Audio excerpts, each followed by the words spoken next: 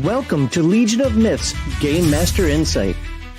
Tonight, our panel of seasoned tabletop RPG veterans dives headfirst into personal stories, bold expectations, and powerful insights. Get ready to ignite your imagination and elevate your next gaming session.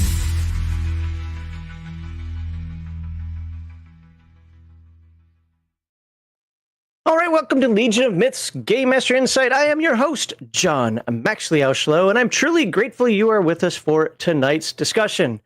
Game Master Insight is a forum where our panelists share experiences, ideas, and advice on tonight's topic of, is this hobby better if it's niche or if it's mainstream? Well, we'll find out through the conversation tonight, right? Highlighting their unique perspectives and expectations. I sincerely hope you enjoy the conversation. A special shout out to our first-time viewers. I really hope you enjoy this video. Share it with your friends and come back again. By the way, folks, we hit 7,000 subscribers. So thank you very much to each and every one of you. Appreciate you all. Now let's see if we can translate that, I don't know, into maybe some views and watch time. That'd be nice too, right? We have a ton of videos out there. Something for everyone to enjoy. Some of them might not be so family friendly, but those of you older, just saying. Please consider supporting Legion of Myth through the link in the live stream's description. Rumble rants and super chats of $20 or less. I will read at the end of the segment. $20 or more, I'll interrupt the segment to read your rant or chat as immediately as I can. And $50 or more, I will take a drink in your name. And you can force the panel to answer any tabletop RPG related question of your choice right then and there. If we reach $100 or more in super chats or Rumble rants, it will be a $100 Palladium Books or Drive-Thru RPG gift card giveaway during the rando portion of the show towards the end of the live stream. Legion of Myths YouTube members and Rumble subscribers, as well as tonight's super chatters and Rumble ranters, have the opportunity to win, but you must be watching at the time of the giveaway to claim your victory.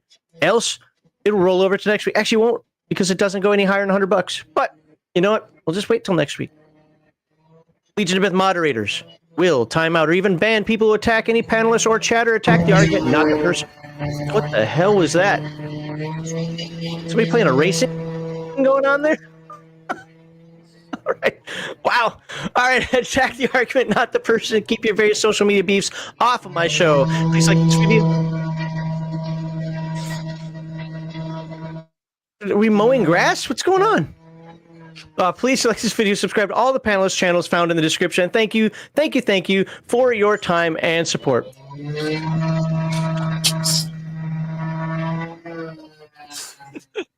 I think that's the construction. Yeah.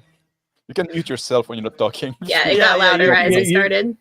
Yeah, you're going to have to mute when you're not actively talking, then please. Yeah, that's what I'll do. Okay, well, with that out of the way, let me see. We can't have a show without glowing. Wow. With that out of the way, I do have one very quick announcement. Apparently, Venger Satanis is back writing TTRPG books. Last I heard is that he gave up or something, but no, he's back, and he wants me to shout out his "How to Roleplay Like an Effing Boss." He's got a Kickstarter for that. Check that out. The link is in the description of this live stream, so please go check that out over on Kickstarter if you want to learn how to roleplay like an effing boss. Now, let's meet our panelists. Back with us once again with the accent that everybody loves. Pepe Le Pew. Mr. Max Boivin. As always, you should know how to do this by now, but just in case, please introduce yourself. Briefly tell us what products or media you create and your tabletop RPG experience. Yes, I'm Mr. Max Boivin from Reactionary Principle Gaming, the channel you all know and hate. And I started gaming in the 90s, and now I'm here to close the door behind me and pull the ladder and say hey, newcomer, shut off. Oh, wow.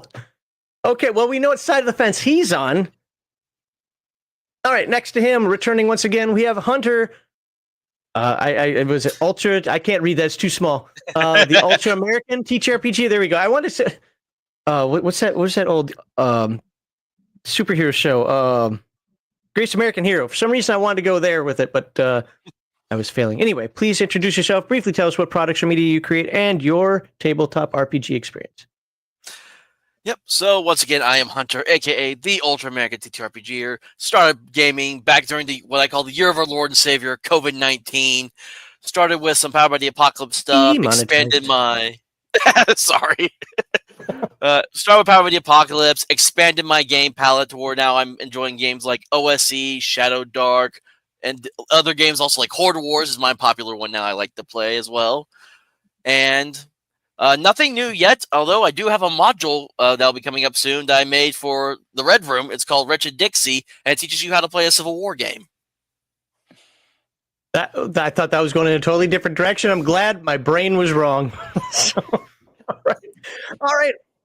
Excellent. So let's introduce somebody not new to the show, but definitely new to this. It's been a while since we've talked, but Dolly Pop is joining us. Don't forget to unmute so you can talk to us here. Please introduce yourself. I cannot talk. And briefly tell us what products or media you create and your tabletop RPG experience.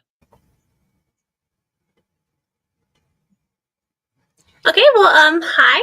Yeah, I've not been here for a little while, but what I do is I make YouTube videos, which I've also recently started doing again. And they're not TTRPG related, though, at least not at the moment.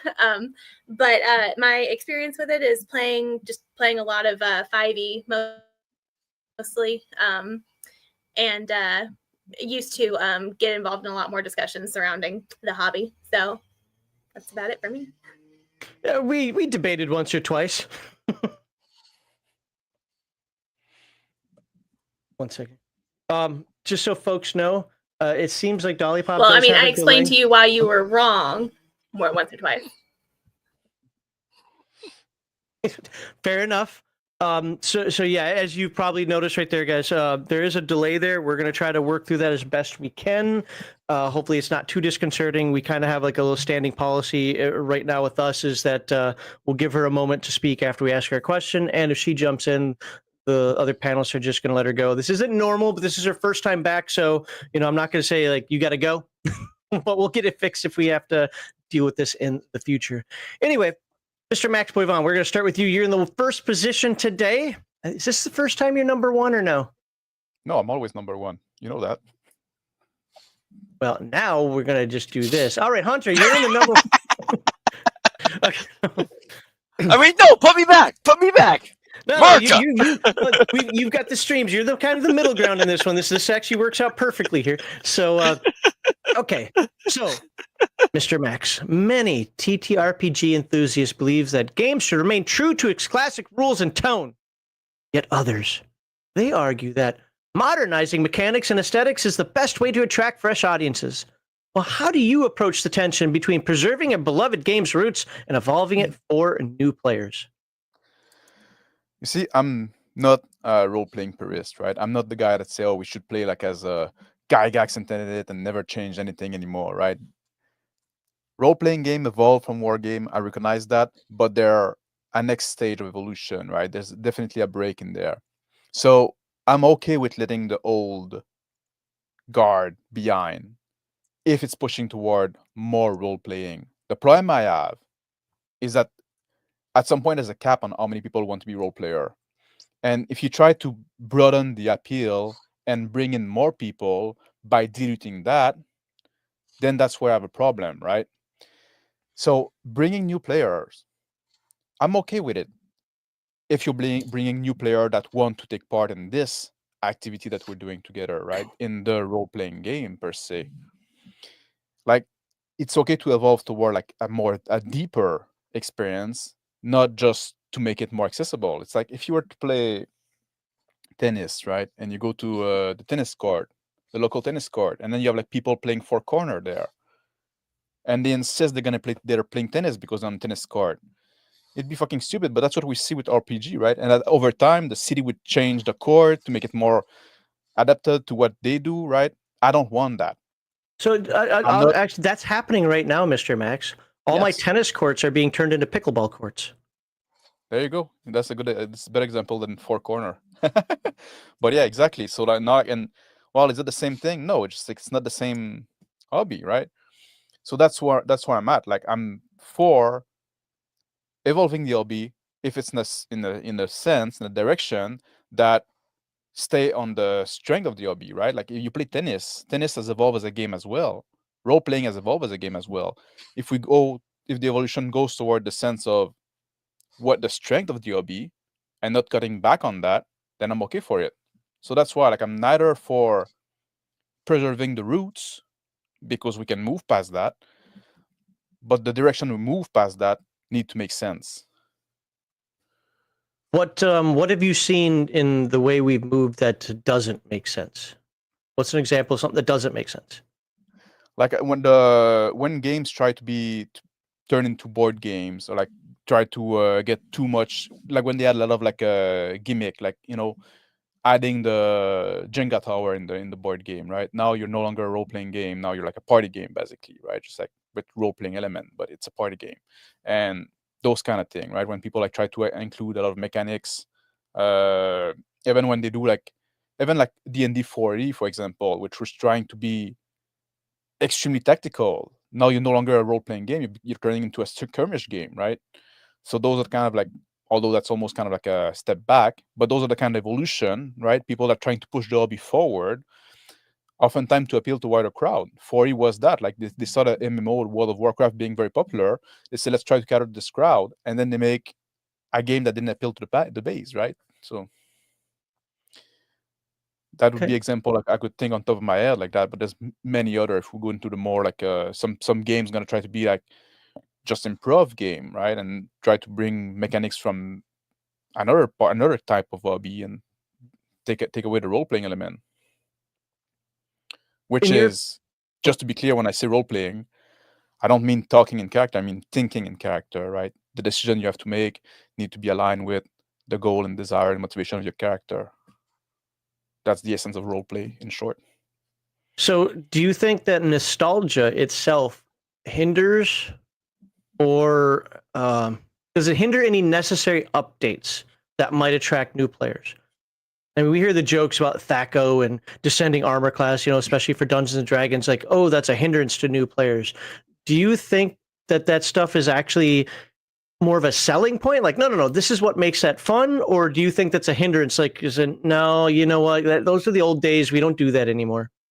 I think there's both, because your nostalgia can be nostalgia can be held, like, depend what time you're anchoring your nostalgia upon, right? Because nowadays we're no longer I think in the golden age of role-playing game, despite like some people think we are, but I don't think we are anymore. I think we're on the decline. So there's a nostalgia that you can have to this golden age, but you can also have a nostalgia you can have to the bronze age of a role-playing game, which would endure, right? And for new player, both, like, new player, depends what they're trying to do. If they're trying to be role player, then some nostalgia will arm, and some nostalgia even arm current player. People that have been playing for 40 years still play like this. They started playing like they were 12-year-old, right?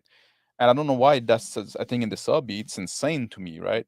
There's a lot of things you can start doing as you're a little lad, and doing as long as you're adult. Like, you can look at somebody playing music. You pick a guitar when you're 12-year-old, you start playing.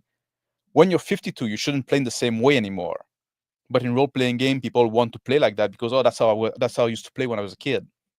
Well, that's 40 years wasted, in a sense, right? So nostalgia can arm not only new player, old player as well, because they get hang up to this thing that they don't want to move. They don't want to move past that. They don't want to move past. They don't want to evolve, right? They don't want to push themselves. You guys have anything you want to follow up with him, mention to him, questions, comments, concerns for Mr. Max on what he was saying? Yeah. So I'm just curious, why do you think we're not in a golden age? Because from where I stand and from what I see, with how more people are now kind of removing themselves from WotC, from this new D&D, and we're now getting some games that are, quite frankly, in my opinion, better than what Dungeons and Dragons was. I think that we're maybe not a full-on golden age like old school D&D was, but I would call it like a new, like a repolishing of the golden age. Like, it's not gonna be as shiny as it once was, but it still looks good. It's like a lot of pyrite, right? Like fool's gold, right? Like, the people think the games are better and stuff like that, but people join this hobby nowadays, and maybe there's probably more people playing those role-playing game than ever, for different reason, right? But a lot of them are not actually role playing. They're just like, they don't take the game seriously. They're just very joking at the table and stuff like that. They don't engage the hobby. They never get in the mindset of their character. They're just there to do something. They're just there to tell a story. They're just there to play a board game. They can do, or just to get together, right? So that's why I think that it's not a golden age anymore, because we don't like. There was some place around the 90s where people were getting it, right? No, you're supposed to think as your character. That's the goal of. That's what you're trying to do. Or maybe that was just like the circle, the bubble I was in, which I need to recognize, right? I come from a different culture, and which we interacted with the sub a bit different. But yeah, nowadays, like, more people is not necessarily better for me, right? If the people are not there to, it's like, oh, there's more people playing racket sport nowadays, but they're playing pickleball instead of playing tennis. You wouldn't call that a golden age of tennis, right? Yeah, that makes sense. I can kind of understand that a little bit. Okay, let's give a few seconds to see if Dolly Pop wants to pop in with a question, comment, or concern.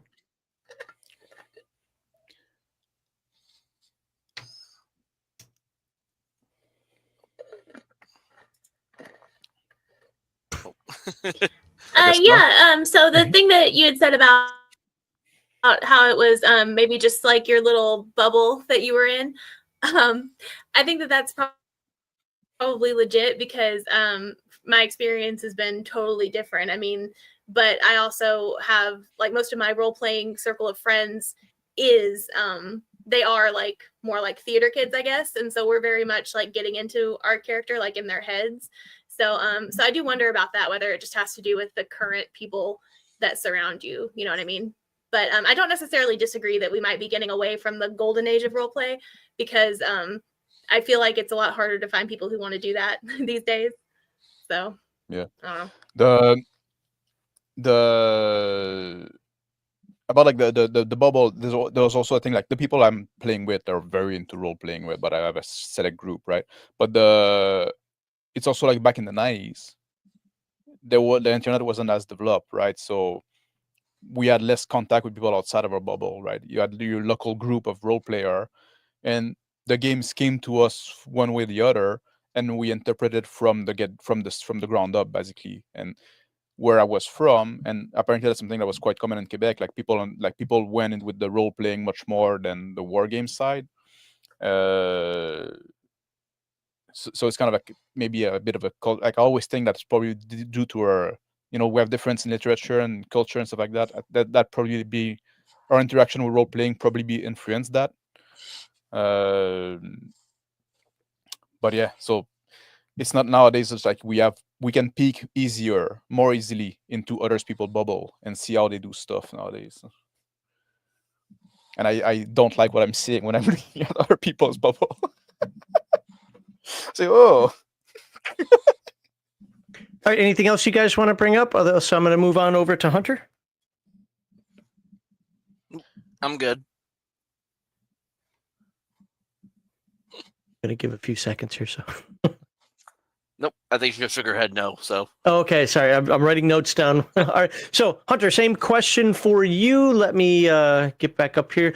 Once again, many TTRPG enthusiasts believe that a game should remain true to its classic rules and tones, yet others argue that modernizing mechanics and aesthetics is the best way to attract fresh audiences.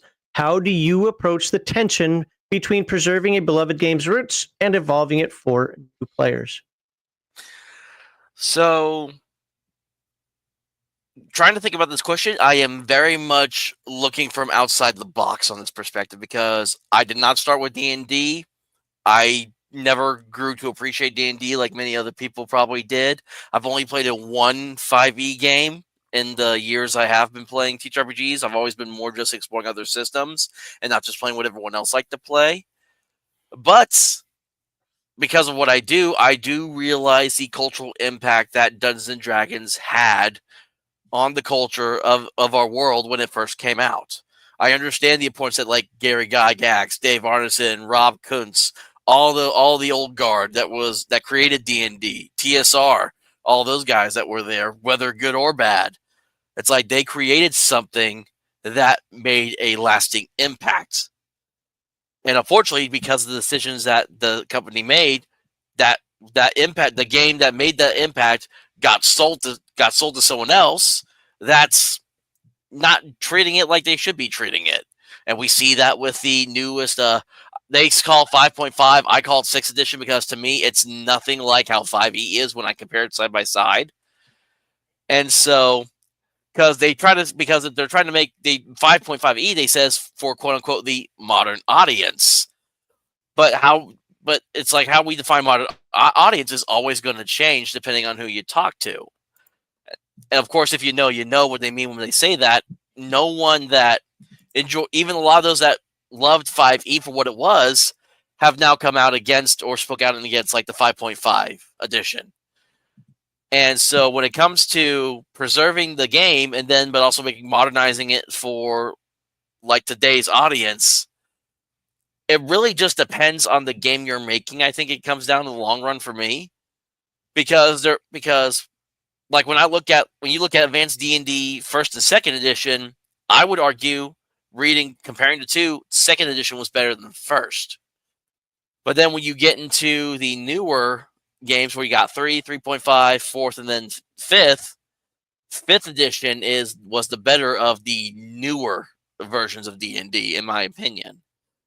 And so it really just becomes, and even in 5th edition, it could be argued that before, I think probably before the 2020s came around, that they were still showing some respect to the old guard at first. And then for some reason, they lost sight of that.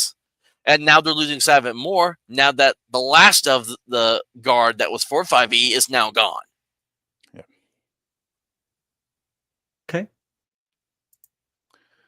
Have you noticed differences? Oh, that isn't the one I wanted to ask you. Hold on. There we go. So, how do you explain significant changes to veteran players so that they remain open-minded rather than feeling alienated? The reason why I'm asking you, I was debating whether to ask you or Dolly Pop this, but the reason why I'm asking you this one is because you did start much later. You've got much better grasp with, say, 5e, where some of us grognards, like, the older version and so forth. So if you're trying to convince somebody like me, hey, to be open-minded about the newer version that I despise, how would you explain that?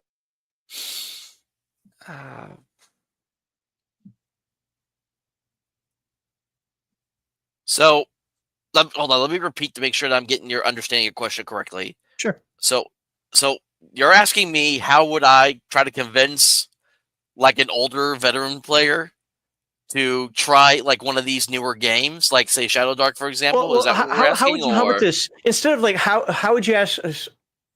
Like, instead of saying, "Hey, I want you to try this game," how would you explain the changes? Like, here's an example. One of the things I despise about WotC Dungeons and Dragons is the all race, all class concept. I would much prefer to play in the old basic of races class. Now, 2nd edition is my jam, so I do like limited class, race class combinations. But this whole idea of gnome paladins, or if Victor's watching dwarven wizards, is just stupid. Shouldn't exist. Good luck trying to convince me that that's something that should be allowed. But how would you try to explain something like that to somebody like me? Or maybe somebody a little more open-minded than me that might be tolerate a little better.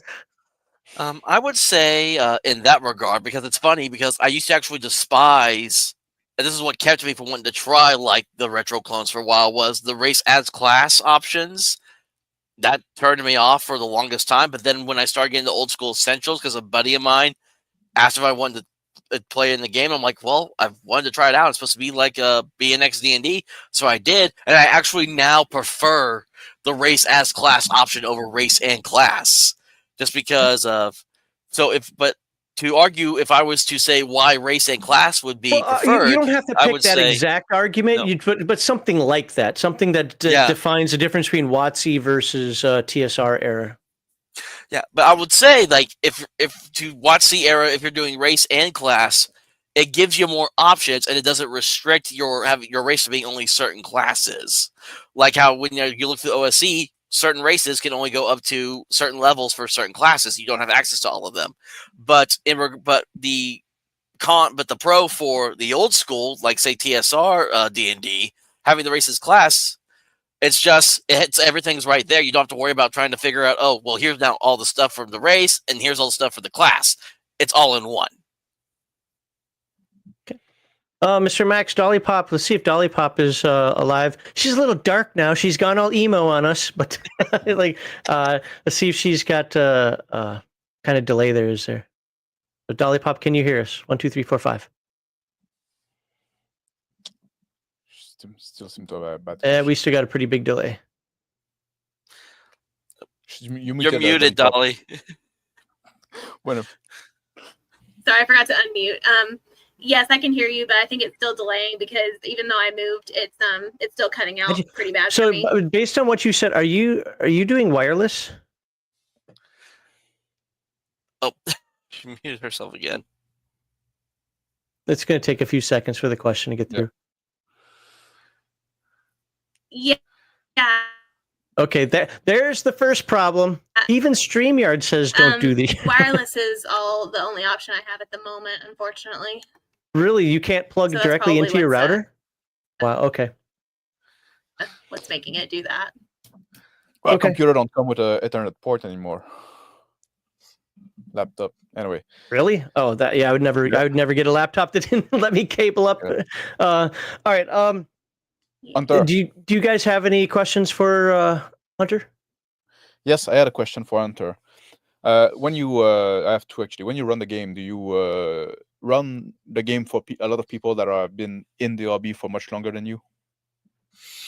I find that mostly because of just the people I talk to and who I like to interact with, I do find that some of the people I either run games for or I play alongside are like older people, like in the Horde Wars Guilded server that I play online most of the time. The majority of those guys are like older than me by at least maybe 10 years. There's only been like a handful of people that have now joined that are like maybe a few years younger than me. But I find for most part, I'm the baby of the group most of the time. And so it's interesting when I get to come on other streams. I'm the young pup, but I have the mindset. I still kind of have that grognard mindset when I look at some of the stuff that goes on and all that. And that's mostly just from what I'm seeing and from people I talk to. Yeah. And the other question, like, there's also like a comment that I wanted to say, like, because you mentioned that you're now going back to OSC and you find it out that you like it better, but like that reminds me also like something that the basic expert talk often about. Like, he's also somebody that started like playing those games later, I believe, and now he's like the guy that always going back and going back and going back, right? And it seemed that we've seen quite a few people that have joined the hobby sooner, later. I mean, but when they start digging into it and into the past and looking at things that have been like, they oftentimes like what has been come before better. And even like with the success of Shadow Dark now, right, which is also, as in a sense, like more old school mentality in a way, like it's kind of like a devolving 5e a bit. No, is that like have you noticed that a lot in the younger core? Yeah, so it's funny we bring up Shadow Dark because I came to this realization just recently, because Shadow Dark came around when the OGL scandal started, and at that time, Shadow Dark does have the old school feel, but is also heavy on those 5e mechanics as well. So the newer audience could easily pick that up. So my thought was the other reason why Shadow Dark became so popular is people wanted to leave WotC but still wanted 5e, and Shadow Dark provided that. And so, yeah. I think there's also like there probably more than that. Like for me, like that's something like we're gonna talk. I'll save that for later. I'll save that for another segment. Okay. Well, we're gonna let Dolly Pop continue to work on her issues. The reason why I'm being patient with her in this one is because this is the first time that she's been here in a long time. Normally, this isn't going to be an issue. We won't have this problem again in the future. But also, this question is going to kind of be reiterated to some point. Like, she can make her points for this question in a couple of the future questions as well. So I don't think we're hurting anything by moving on to the next question here. All right, and she's working on that. So, all right, I'm just going to jump into the next segment, then do all the stuff I have to do for that. So the next segment is going to be the importance of niche protection. How do I want to say it? Nope, I don't want to even try to put words in their mouth on this one. But yeah, so again, there's two sides of this coin, right? The niche protection of the hobby, and then there's the mainstreaming of it. And what does that mean? I'm actually a little surprised that that we didn't actually get more into that, since that's what the overall topic is, that we didn't talk more about directly niche protection versus mainstream. But I guess we'll do that in the next couple of segments here as we get more specific about that. But no super chats. So, and I saw a lot of conversation going on. Keep chatting, guys. A few things I disagreed with that I saw out there, but that's okay. But anywho, yeah, let's move on to this one. I didn't star anything to read because most of the comments were for those guys going back and forth. So, yeah. And then, I got to put my thingy up here. Mm-hmm. Where's my thingy? There it is. All right, if you think you have some presence and charisma, the ability to educate and entertain, a good AV setup free from noise pollution, and an interest in discussing tabletop RPGs in this format, join the Game Master Insight Discord, link in the description, to stay tuned for future topics. Help us get to know you, and maybe we'll get you on the show to talk about your experiences. If you enjoy this discussion, please like this video and subscribe to all of the panelist channels, which you can find in the description. And I'm going to do this. Folks, almost every day now, I have somebody sending me a message somewhere random saying the person would like to be on Game Master Insight, be on a show one time with me. I always say the same thing. Join the Discord. Oh, I don't join Discords. Oh, yeah, I'll do that and never do. Or, it's the only way. It's the only way. I'm leaving it there. So if you're like, man, I'd love to be on your show, but I'm not going to join the Discord. Or, hey, tell me when the next panel is. The schedule's on the Discord. No. Like, that's what it's for. That's where you can join. So, okay. Let's jump on into segment 2. We're going to start with Hunter on this one. Another reason also why I'm kind of pushing this forward a little bit is because we are a little time crunch for this one, and I want to be respectful here of somebody's time. So we're going to talk about the importance of niche protection. So, Hunter, some TTRPG fans emphasize keeping their preferred systems and settings exclusive. I'll just be upfront with you. WotC is not Dungeons and Dragons. It's WotC fantasy role-playing. Dungeons and Dragons is what TSR did. Now, some people say that's fearing broader exposure could dilute the depth and authenticity. Others feel that overly protected niches create barriers for newcomers. Where do you stand on preserving niche elements of a TTRPG? And by the way, some people were mentioning this in the chat. It doesn't have to be about Dungeons and Dragons, but that is the 800-pound gorilla, folks. Yeah.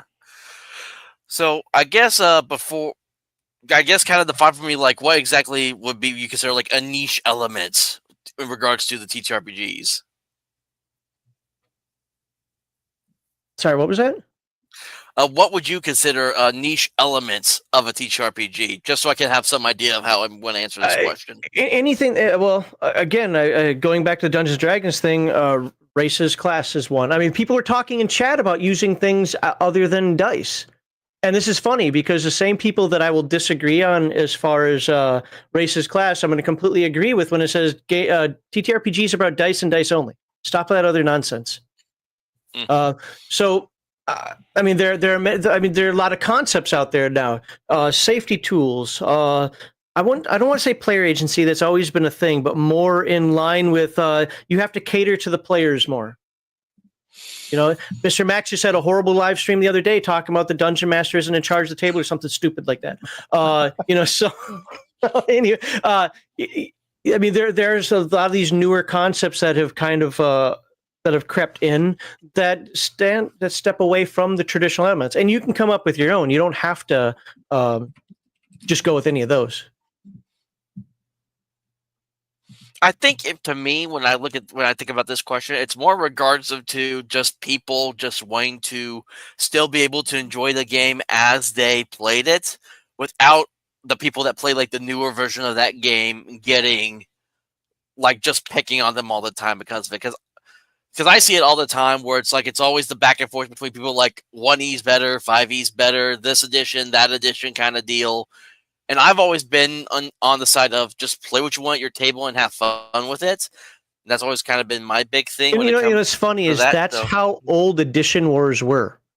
when Yeah. I was growing up with the various different games, but obviously Dungeons and Dragons, everything from basic to advanced, and then me being a second edition guy, that's really how it was. Like, oh, look at you play baby D&D basic, you can't handle advanced, it's okay. We'd still pull a table up for them, get some, like it was never a matter of like, get those guys out of here, they're horrible. We don't want people like that around here. But that's kind of what it turned into. Yeah, so I think it just comes to be where it's like why it's now becoming like people want to preserve like what we say the niche elements of TTRPGs more now than they did before is because we see those elements being removed from these new current editions. A lot of it got removed in 5.5e. And I see a lot of people being like, no, I'm staying with 5th edition. Or like a lot of the ones, again, like a lot of the old grognards I talked to, it's like, hey, I still got my old books from all those years ago, and I'll still keep on playing those till the day I die. A Dungeon Delver does a weekly 1st edition live stream all the time, and he does Gamer World he'll do Gamer World later tonight as well, because he always does one on Friday nights. And it's 1st edition Gamer World, and I actually got that one because he was running it. I got 1st edition Gamer World. And so I am, again, if you like, again, it's your table. Play what you like. Have fun with it. Definitely don't let someone tell you, hey, that game's old. Play this new thing. If you like what you have at your table, just keep on playing it. I completely understand the idea of, yeah, let's preserve what we once had. Okay, so what steps do you think a publisher could take to remain niche friendly while still encouraging new players to join? I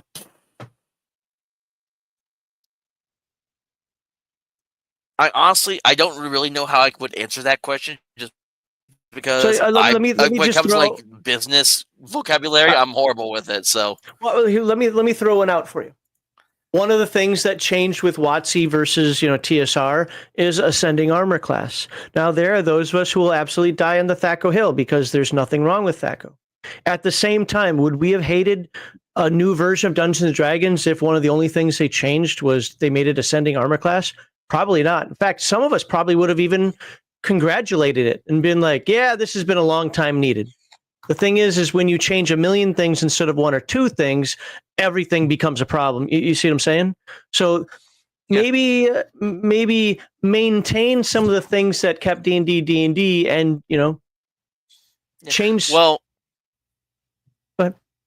It's your time, not mine. Go ahead. Well, you brought up the perfect example. Now you made me reminded because Old School Essentials did it, Swords of Wizardry did it. I think Basic Fantasy also did it. They have a Thaco first, but then they also had the extra optional rules for ascending armor class in the books as well. And so I think that was one good way to do it, to where, heck, like you can play it the Thaco way if you want, but if you prefer ascending armor class, which I prefer ascending armor class over Thaco, just me personally, that option's there as well. And like they said, doing the race as class or the race and class option, both of those options are available in Old School Essentials. I think Swords of Wizardry has that too. I don't remember for sure. It's been a while since I read through that book. But if the companies were able to figure out how to keep some of the old school stuff while still providing something new here every now and then for someone to try out, WotC as the company probably would have had better luck with D&D now than they have been. Okay. Do you guys have anything for Hunter? I had something I lost it. I'm sorry. I do. Like, okay, so like basically what I gather from what you're saying is that to have the success they would need to introduce changes like slowly to the game. Am I following that right? I would not even say slowly this time, because at this point I'd say D&D just needs a brand new, just complete overhaul at this point. So I think it's not something that you can just slowly do overnight, because if you do it slowly, you're not making any progress. It would have to be a complete wipe the slate clean and redo it, I would say. Right.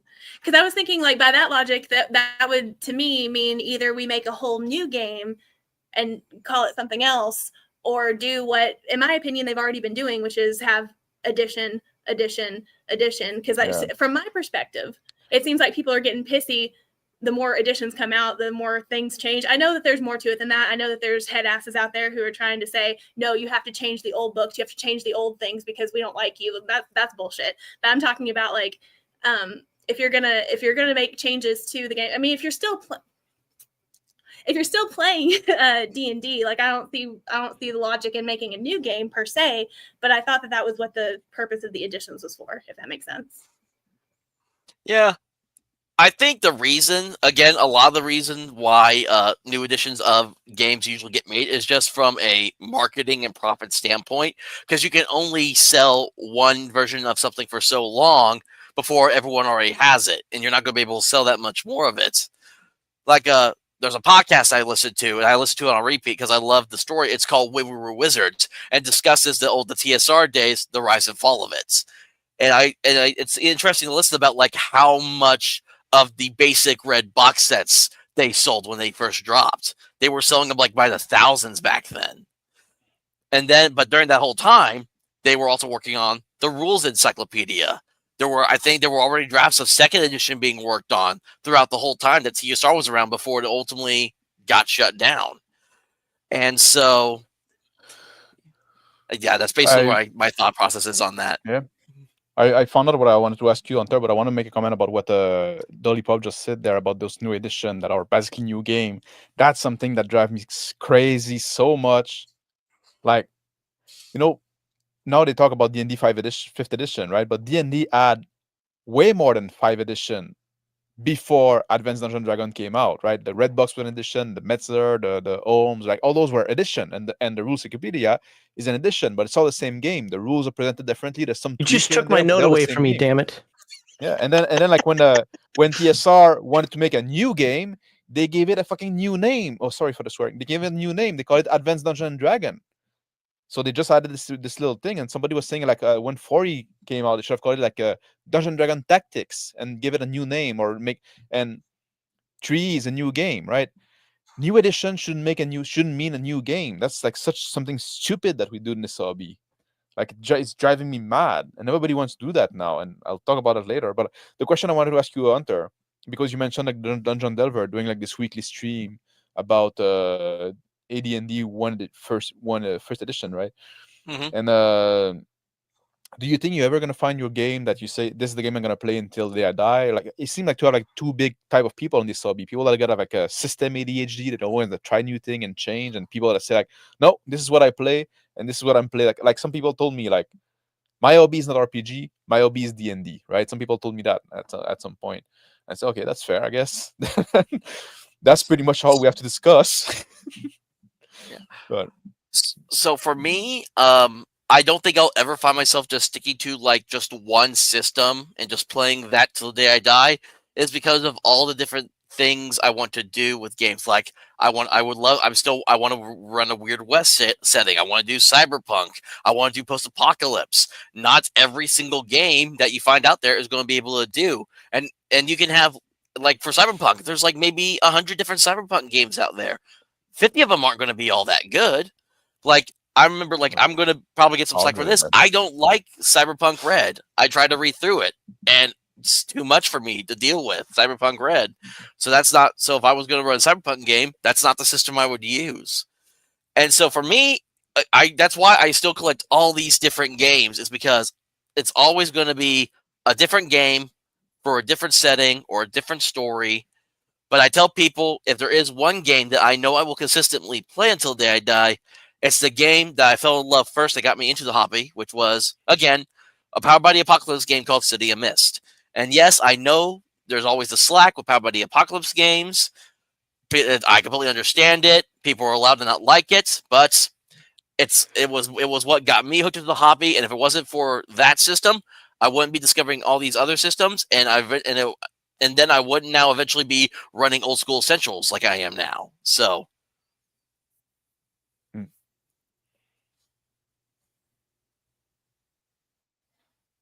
Dolly, you sound much better now too. Got to say. Yeah, clear, and there's a lot less delay. Yeah, thanks. I'm sorry about that. That's fine. I hope you understand that we are on question number 2 had now. to come to my rescue on that one to figure out how to hook it up.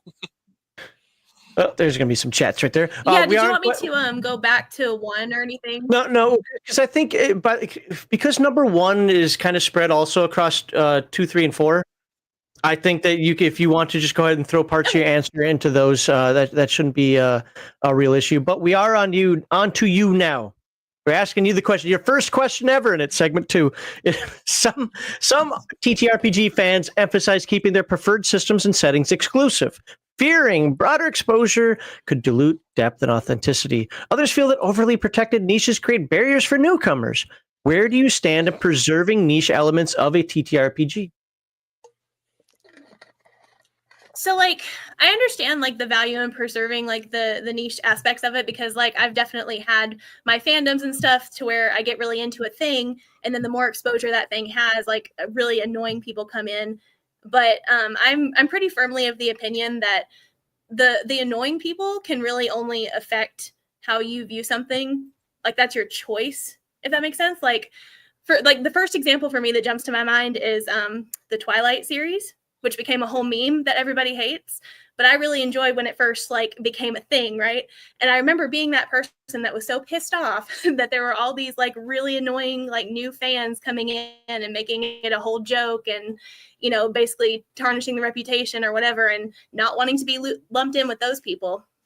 But at the end of the day, like, I mean, it was my choice of whether or not I could still enjoy it the same way after, you know, the movies came out and really sucked, or, you know, whatever. And also, I think that it reaching a wider audience doesn't have to be a bad thing, because if it hadn't, I probably never would have gotten into TTRPGs, and I love them. Like that would have been a huge shame, because you know, it's a hobby I thoroughly enjoy. So I don't think that more people coming in, even if they want to do it differently,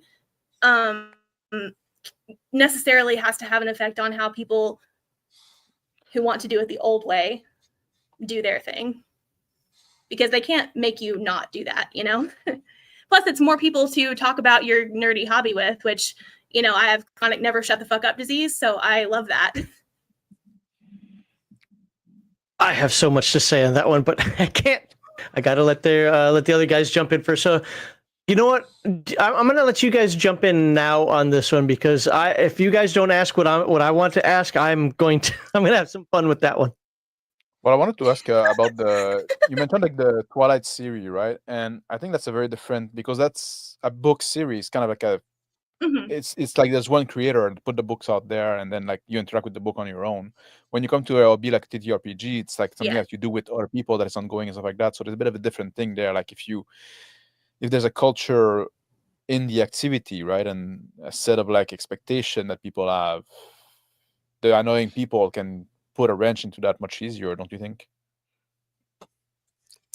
I mean, yes and no, because I agree it's definitely different. Like that was just the first like little thing that had popped up for me. I understand how it's different, but also I feel like whenever it's not so much the book itself as much as like the whole fandom mentality that surrounded it, which, you know, you do find a community within those people, and you do have kind of like a little culture that crops up from it, depending on what you're a fan of. And that's more what I meant. Like the irritating people trying to break their way into your good time.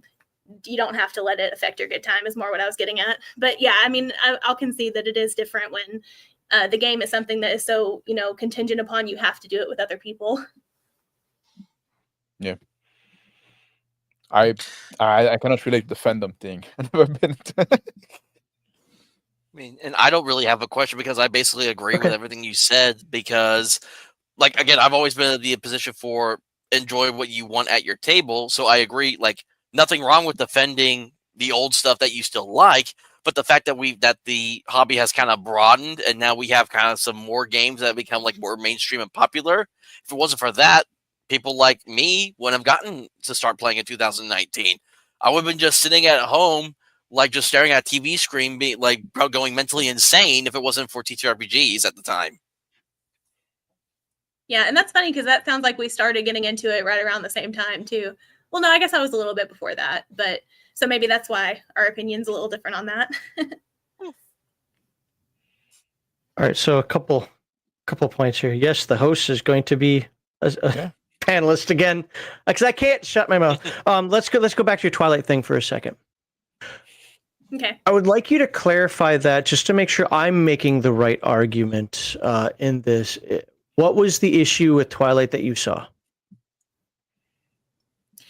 For me, the issue at the time was that I read it and I loved it, and then it got real popular and mainstream. Some really, really terrible movies were made, and it just brought a lot of people that I found to be really annoying and who didn't get it to be just ruining all the fun for everybody. So every and, Star you Wars couldn't fan. escape it. I guess I don't. I mean, that's exactly what happened with Star Wars. I mean, whatever people think about the prequels, they still weren't the nonsense that came out of the sequels. And a lot of people would just say, basically said, well, it's not your hobby anymore. It's not your fandom anymore, and stuff like that. That's where people like me pushed back and said, the hell, it's not. So let me just take that a step further. Personally, I have no interest in Twilight, don't know much about it. And I would actually agree with anybody who said this is how the books are, if that's what came first, and this is how the movie should be. I would agree with that. In fact, I agree with my friend, even though I love the movie, I agree with my friends when they tell me how much they hate Starship Troopers because it's nothing like the book. I've never read the book, probably never will read the book. I love the movie, but I still agree with them. Imagine this. Have you read the Interview with the Vampire series, the Anne Rice novels? Oh, yes. 100%. Okay. Imagine if the Anne Rice novels turned into Twilight. Mm-hmm. Would you be okay with that? Well, it depends because that's kind of what I was talking about because obviously they're different books, different lore, different everything. But what happened within like the fandom essentially is that, you had all these people coming in saying, well, like, the gothy vampire culture, all that stuff is not yours anymore. Now it's all, we're all wearing t-shirts that say Team Jacob or whatever, that was what was irritating. And it was irritating that the books were, that the movies were so bad when the books were so much better. Like I, get into it with people about that to this day. And, I'm past 30 at this point, which is kind of sad. But what I'm getting at is that, yeah, I mean, if they took like the Interview with the Vampire and did to it, like changed it to become like more what Twilight is, I mean, yeah, I wouldn't like it, but I also don't think it would prevent me from enjoying the books as they are, the way I enjoy them. In fact, I actually just made a video on my channel about this, not about Twilight, but about the Uglies movie that just came out, because I'm a huge fan of the book series and they absolutely butchered it in movie form. But I kind of went into it accepting that was probably what was going to happen.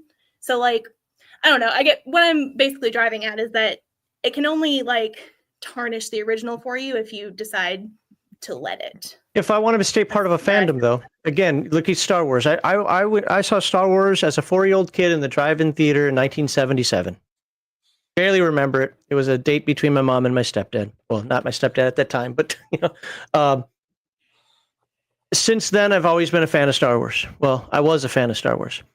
Read a lot of the books, not all of them. I wasn't the hyper fan that literally read every book out there. Then Disney takes over and says, all those books you read, everything you know about it, that's all legends now. That isn't real. We're going to change stuff up. And then, of course, the culture war stuff was going on at that time, changed a lot more. Star Wars is not Star Wars anymore. It's just not the same. And everything that they try to do with it digs a deeper and deeper hole and grave for it. Now, I'm not going to go with money because I don't care how much money Star Wars makes. I do care about staying true to the original vision of what it generally was. And that's what, some could argue even Lucas kind of got away from that, but that's definitely something that Disney has messed up big time. And I fully believe that if they'd stayed true to what the overall universe, we'll just go there because this isn't a Star Wars show, was that it would have done a lot better. By keeping the old fans, because a lot of old fans are going to stick it out no matter what. Some of us are completionists. I've been doing it for 50 years. I'm going to do it for another 50, even if I hate every one of them. Well, that's not this guy. I still have not seen the 9th movie, and I have no intention of seeing the 9th movie because the 8th one was so horrible that it absolutely pushed me out of the hobby right there. And it didn't get new people in. Now let's bring this to gaming. when I talk about Dungeons and Dragons, like I was asking Hunter the question earlier, we have to have a similar language. If I'm going to talk to him about Powered by the Apocalypse, we're going to have a similar language. We're going to know that everything's a move. We're going to know that game masters don't roll dice. That was it a 6 or less is a failure, 7 to 9 is a partial success, and a 10 or above is a complete success. We just know these things. Mm-hmm.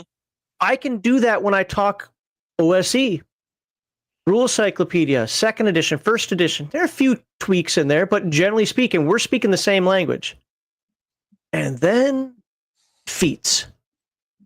Wait, what? That's not Dungeons and Dragons. It's a whole different game. And we can go way beyond feats, but you get what I'm saying. Prestige classes. What the hell's a prestige class? What are you talking about? We're not talking the same game anymore. The TSR language is its own language. What? And so I guess the edition wars that one of these two guys was talking about earlier, which was more like, hey, you know what? Hey, fancy pants over there with your advanced Dungeons and Dragons. Look at you, you know. But yeah, we gave each other a hard time, but it wasn't like a serious thing. You know, and I saw it a little bit with 3rd edition, but I saw it explicitly with 5th edition, that it became an us versus them. This is not your game anymore. We're kicking you out of the hobby. You've been here 30, 40 years, but nobody gives a crap about you anymore. Those are also the people not buying the books. And there are old people like me that have wanted to be those completionists. Well, I got to play 5e because it's a new thing. Until a lot of people didn't. So my point in saying all of that is that niche protection serves a purpose when it keeps everybody talking the same language, having the same fun. I agree with you 100%. Do what you want at your own table. Have fun with it. If you want to have Dumb Dwarf Wizards, do it. Okay? But when you change the core concept of the game, we're not talking the same language anymore, is the point that I'm making. Call it something new. Make it your own. Nobody that I know of cares that there's a Twilight RPG. I'm sure there is one. I'm just going to guess there is one. But don't try to mix it in with World of Dark. Don't say this is now Vampire the Twilight or some like Twilight the Masquerade. They have to stay separate. This has to be its own niche. This has to be its own niche. Otherwise, it's just mush. It's nothing. Why even have rules? Why even have concepts? I come up with my own. Then literally every game is just a homebrew. Kind of are anyway. But you see what I'm saying with all that? I can try to explain it more, but I don't want to take up too much time here. So, No, Max, I mean, could you say I do that? understand what you're getting at. Sorry. No, this is for Dolly. Let Dolly Pop go first, and then I'm Hunter sorry. can Yeah, my apologies. I do see what you're saying about that. The reason I disagree is that let me try to remember what it was exactly you said.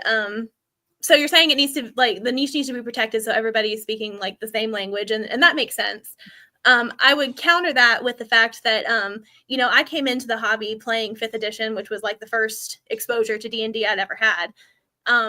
So at first, like, I mean, it's what sparked my interest in getting to know the older editions. Like, I can't speak for people who are like the jerks out there who are like, we're kicking you out of the hobby and we hate you. Like, I mean, who cares about those people?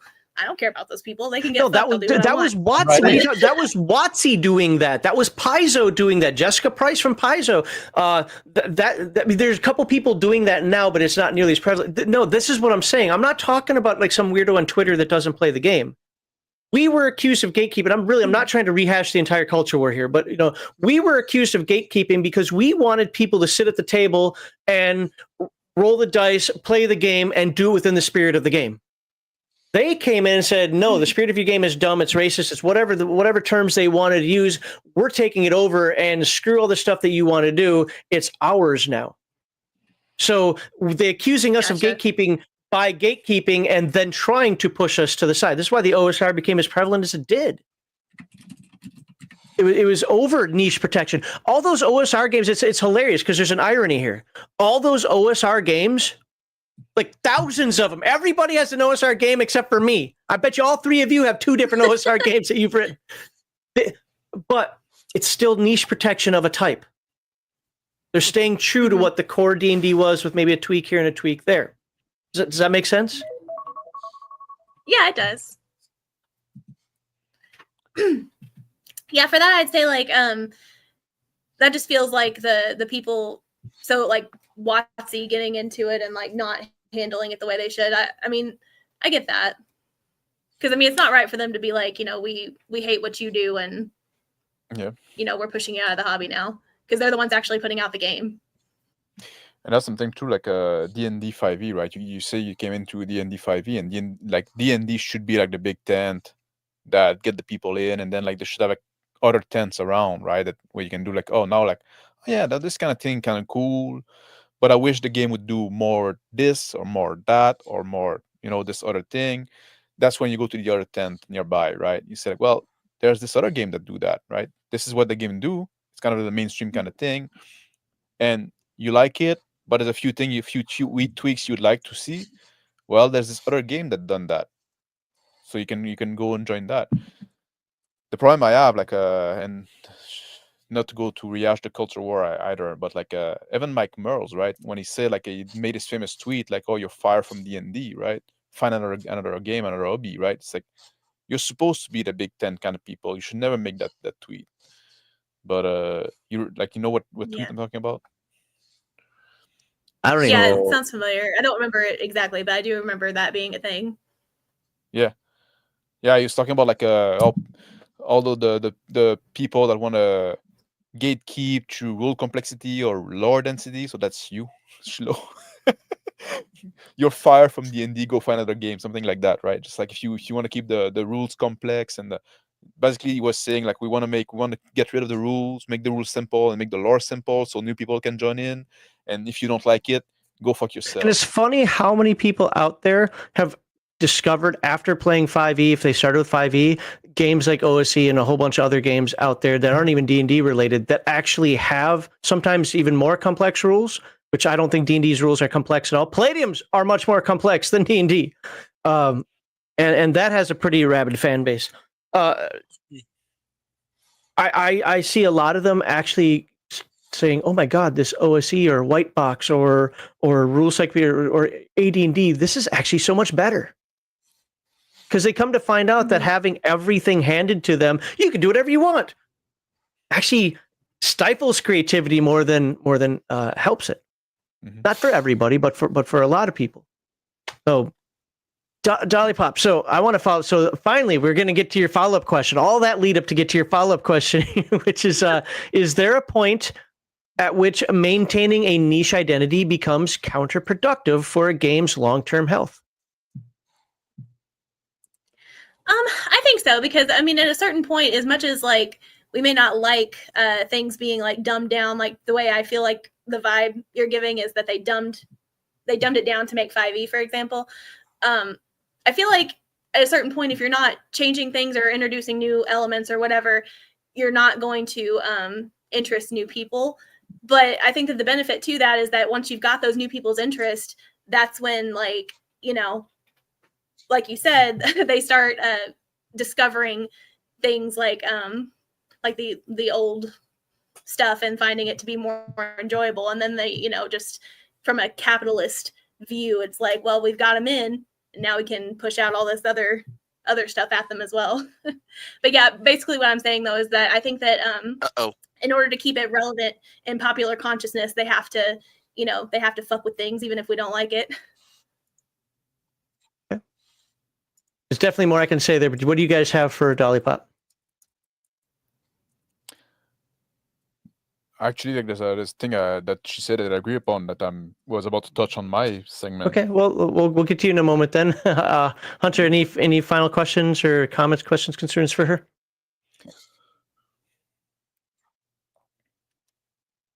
Okay. All right, I got nothing. So I thought that she made some really good points there for the most part. So okay. All right, Mr. Max, let me get the primary question back out there for everybody to remember. Some TTRPG fans emphasize keeping their preferred systems and settings exclusive, fearing, not freeing. What the hell was I trying to say? Fearing broader exposure can dilute depth and authenticity. Others feel that overly protected niches create barriers for newcomers. Where do you stand on preserving niche elements of a TTRPG? Yeah, like the first thing I wanted to say, like that thing that I agree with what Dolly was saying, right? The first niche you need to protect is your own table, right? Your own group. Basically, you play those games. It's important that you find people to play with that are looking for the same thing as you are in the hobby. And also, I would even add to that now that something I realize that is important, because even if you agree on the style of play, you also kind of have to agree on the aesthetic you're going for. Because like if like to keep with the example of like Twilight, and you want to play a Twilight or Vampire the Masquerade, right? You want to play a vampire game. If somebody thinks of vampire as Twilight and somebody thinks of vampire as Bram Stoker Dracula, right? There's gonna be some clash, right? And there's always gonna be like, so it's important to agree on aesthetic and style of play. So that's the first niche you need to protect, right? But outside of that, trying to make a game that's gonna be welcoming for everyone, that's gonna be like good for everyone, that's not good design. That's gonna get in the way of your design all the time, right?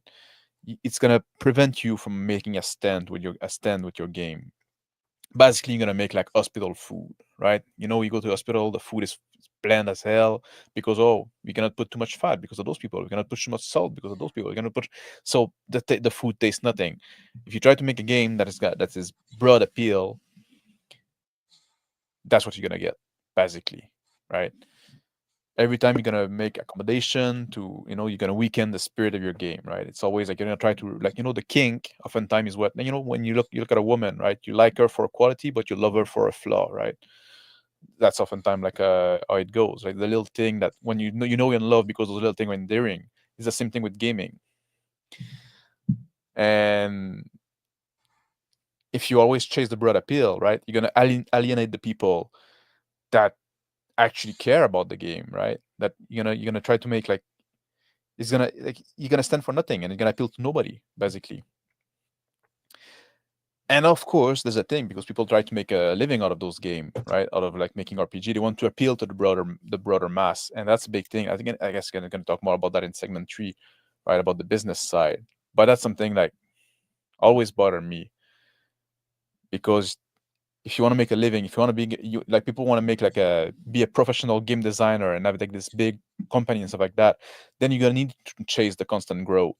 You're gonna need to always put a new product. You're always gonna try to pull new people in, right? So you're always gonna have to take off those edge and make the game more accessible. And what's hard about those games is the role playing. So that's the first thing that they cut. So that's about niche protection. Yes, you should protect your niche because this is not a hobby for everybody. I'm sorry to say, right? If you want to join the hobby, you need to join it on its own terms. Basically, if we say we're gonna do the role playing game hobby, there should be some role playing, and that's what you should be here to do. Cannot use the answer of Dungeons and Dragons or WotC or Pathfinder. I ask this next one. So anything outside of those, because those are easy. Have you seen a TTRPG lose its charm after its fan base expanded beyond its original community? I'm seeing that right now with Pendragon. I love Pendragon, right? And I always like shill from Pendragon, saying that it's going to make you a better role player, because the assumption when you're going to play Pendragon was that you're going to be a human male knight. That was the assumption. And if everybody does that, it means you need to look somewhere else to make your character distinct. So you need to go to personality. Now, and there was for a long time, there was like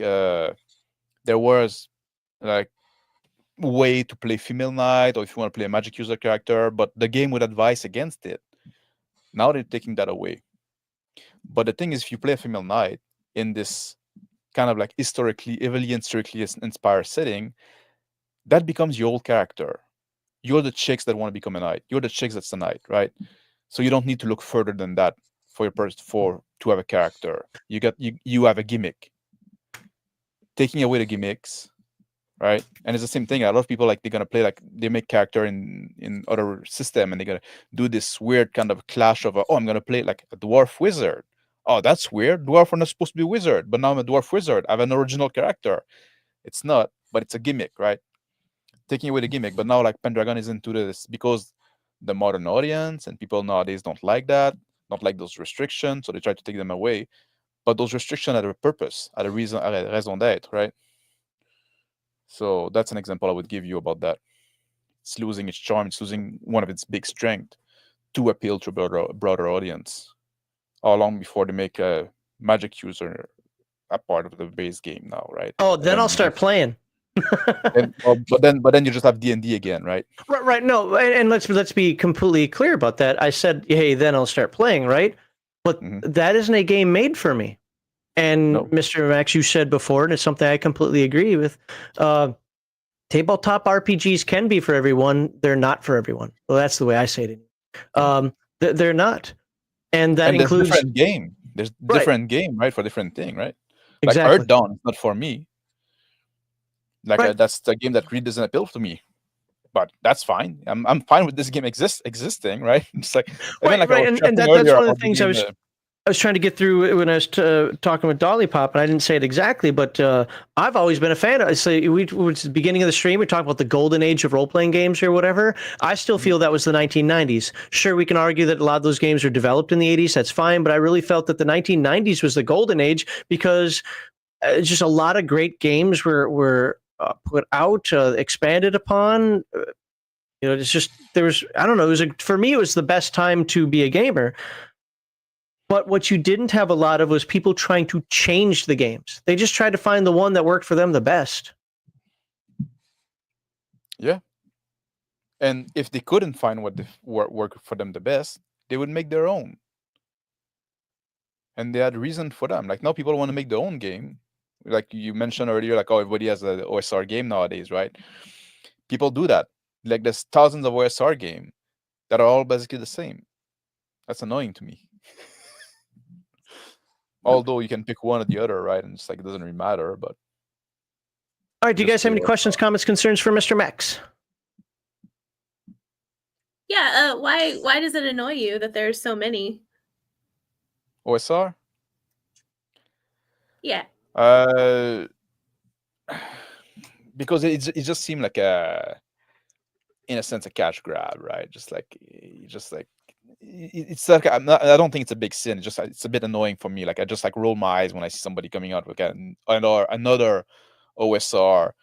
Version of Dungeons and Dragons. Like some of them I found like a good reason to exist, right? A good reason to exist, like the Maquito from TBE.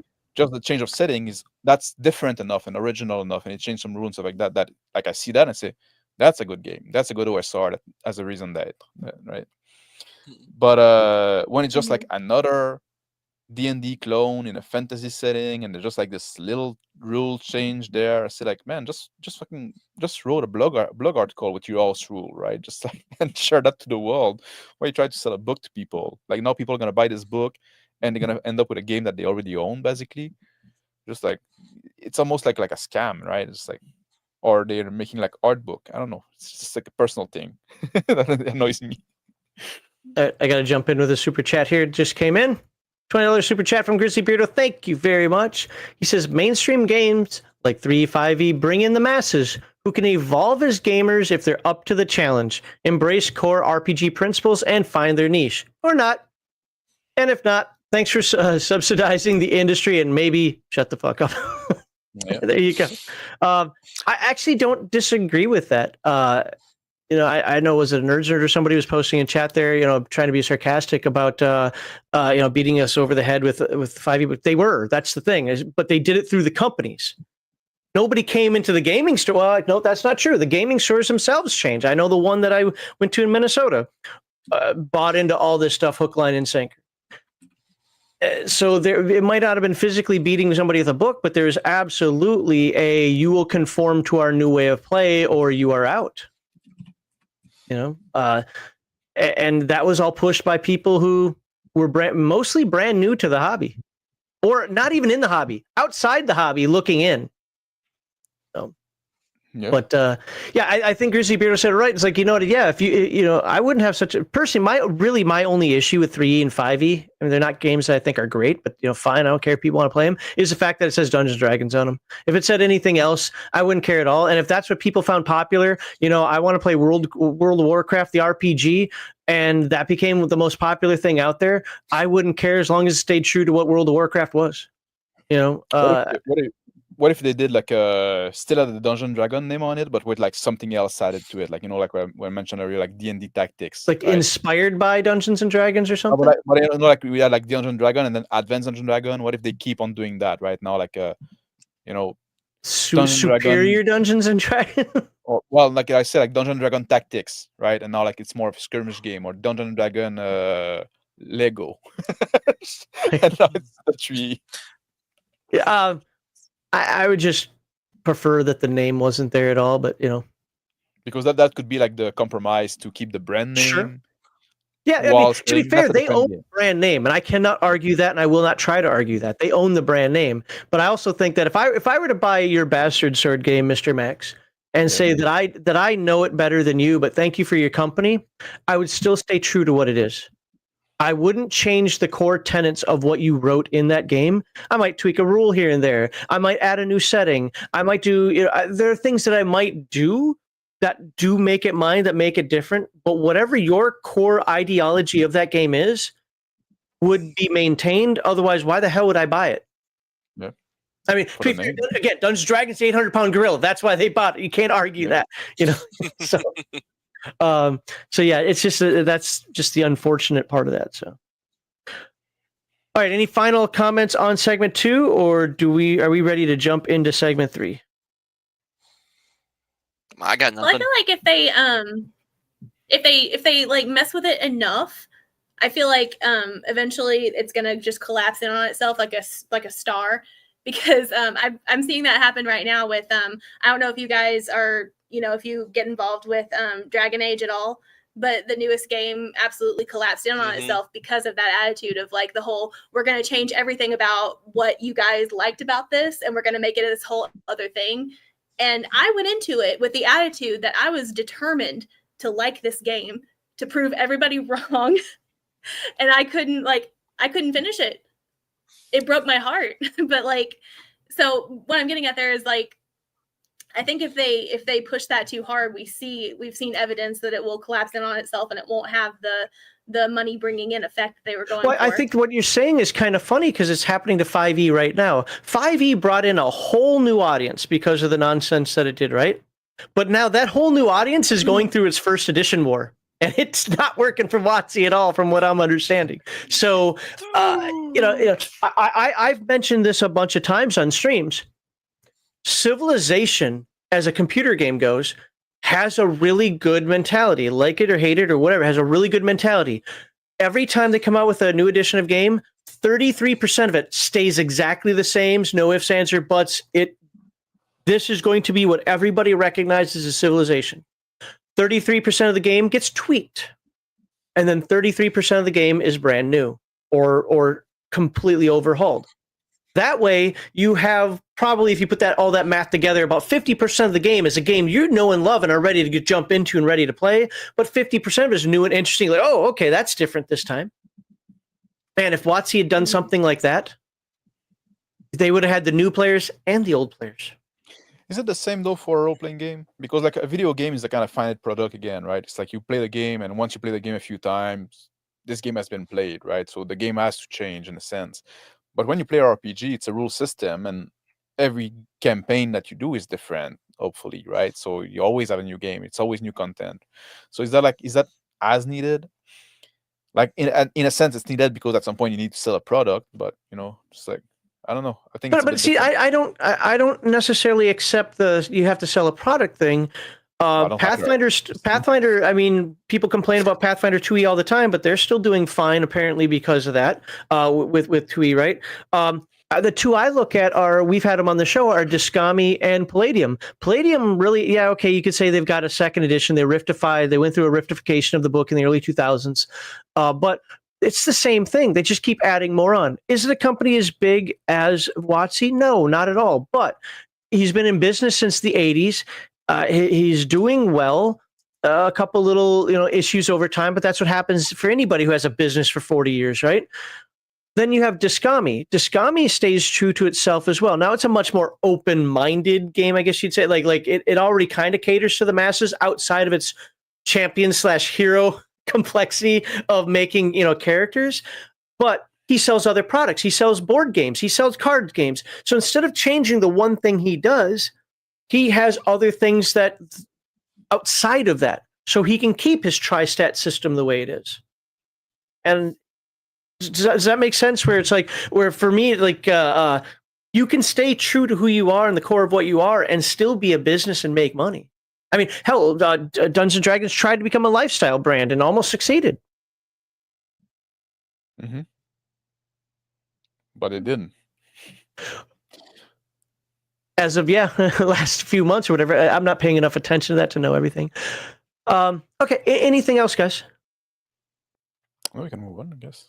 Well, I did want to say one thing about something that he had said, as far as like comparing like the video game to the tabletop, because you're right, it is different. But the reason I think they're comparable is because you still had this whole, like, I mean, the Dragon Age games for like the last couple of decades has had such a dedicated fan base who cared very much about the lore, and it wasn't so much about like the system, like the rules and stuff, but like the biggest failure to me, and this is another reason I brought up the Dragon Age thing, the biggest failure to me wasn't with what they changed in terms of like the mechanics or even the story, because as long as you, like, for example, within the Dragon Age lore, dwarves were never supposed to be able to cast magic. They changed it, but they did write in a good reason for it. I didn't necessarily like it, but like it worked. For me, the biggest failure was that it was just like really boring. But going back to the thing about how it's different in terms of like a video game to a tabletop, having to do with like involving other people and like how it's just a rule set is more the issue. I think that's why, in my opinion, it works a little bit better to change things for tabletop, because there's not quite so much set in stone already. It's such an imagination-based game, and like the system itself is what you're working with, but it doesn't have to be as set in stone as something like a book series or a video game, if that makes sense. So yeah, it does. Let's use the Dungeons & Dragons again, the 800-pound gorilla again.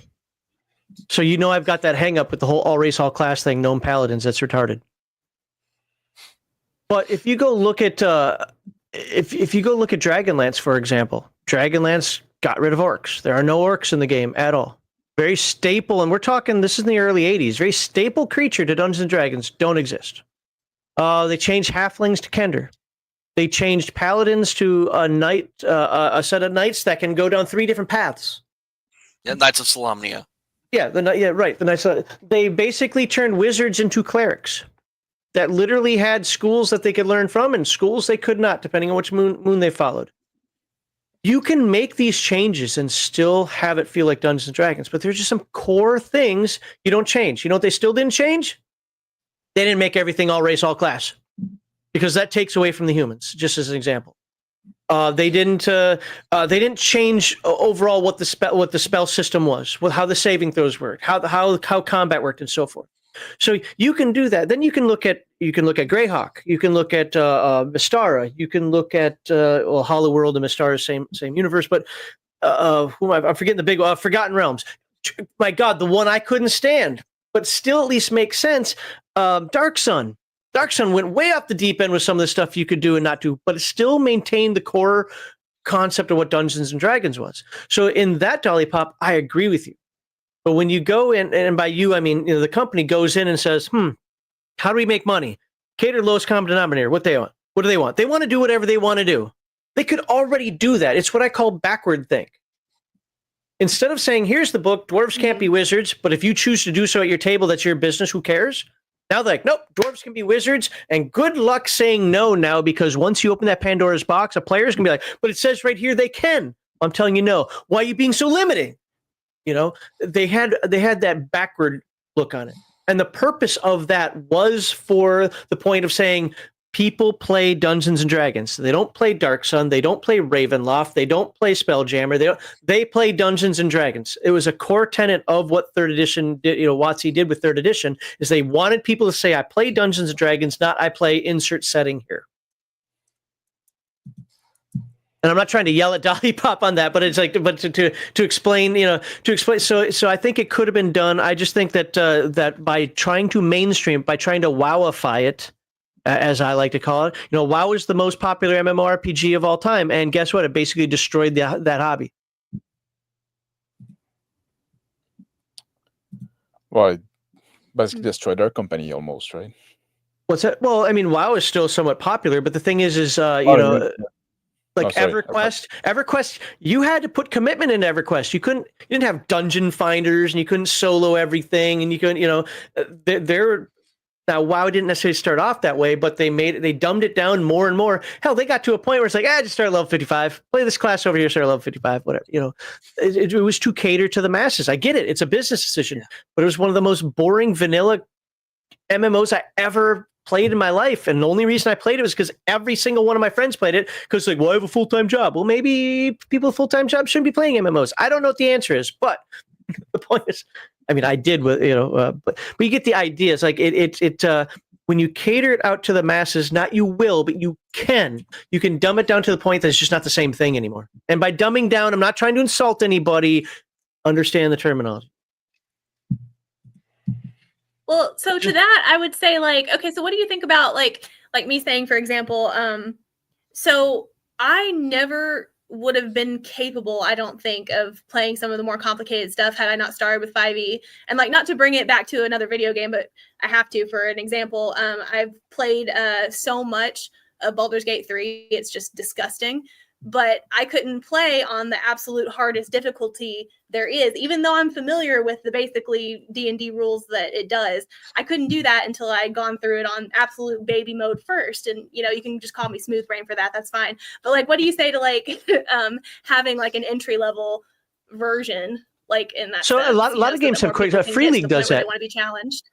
Free League has quick start versions of a lot of its games. I think those are good things. Earth Dawn, that everybody's trying to bust my balls on in chat with the same old tired jokes in chat right now, had before it was even a book, it was a pamphlet. It just said, this is how the generic rules work. Didn't even really give you any skills or anything. Like it just said, this is what we're going to be putting out there. Let's see if you guys like it or whatever. So there are ways you can do quick starts. As Crispy says, starter boxes, whatever. There's also oftentimes like I'm for that. Class, what's that? Simpler class, Yeah, and lower level, oftentimes less complicated, right? There's way that can be accessible. If you're new to those hobby, right? There's oftentimes way you can get in, right? Just but let's also look at Beckme. Beckme was, I think, the best rendition of basic Dungeons and Dragons in terms of getting into the game, because it literally across 5 books. First book was just levels 1 to 3, and it was only dungeon crawls. And I hate dungeon crawls. Don't care. It was literally levels 1 through 3, dungeon crawl only, got you used to those rules. Then it was like levels 4 through 14, if I remember correctly. And now you got the wilderness rules. And you could expand your characters more. It also walked you through a play-by-play, effectively a solo adventure, play-by-play in the book. So there are ways that people can write these games to make them user-friendly. Look, I'm not going to sit here and say that High Gygaxian First Edition AD&D is what I want to give to everybody in the world in terms of learning how to play a game. I like First Edition Advanced Dungeons and Dragons. I don't like the High Gygaxian.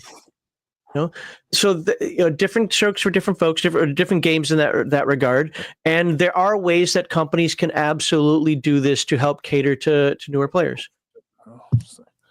Can go play something like that if you want to get something easy. What is that? I can't. It's all glare, man. I can't see it. Oh, Easy D6. Yeah, there you go. Great game. Simple. I need to plug it once in a while.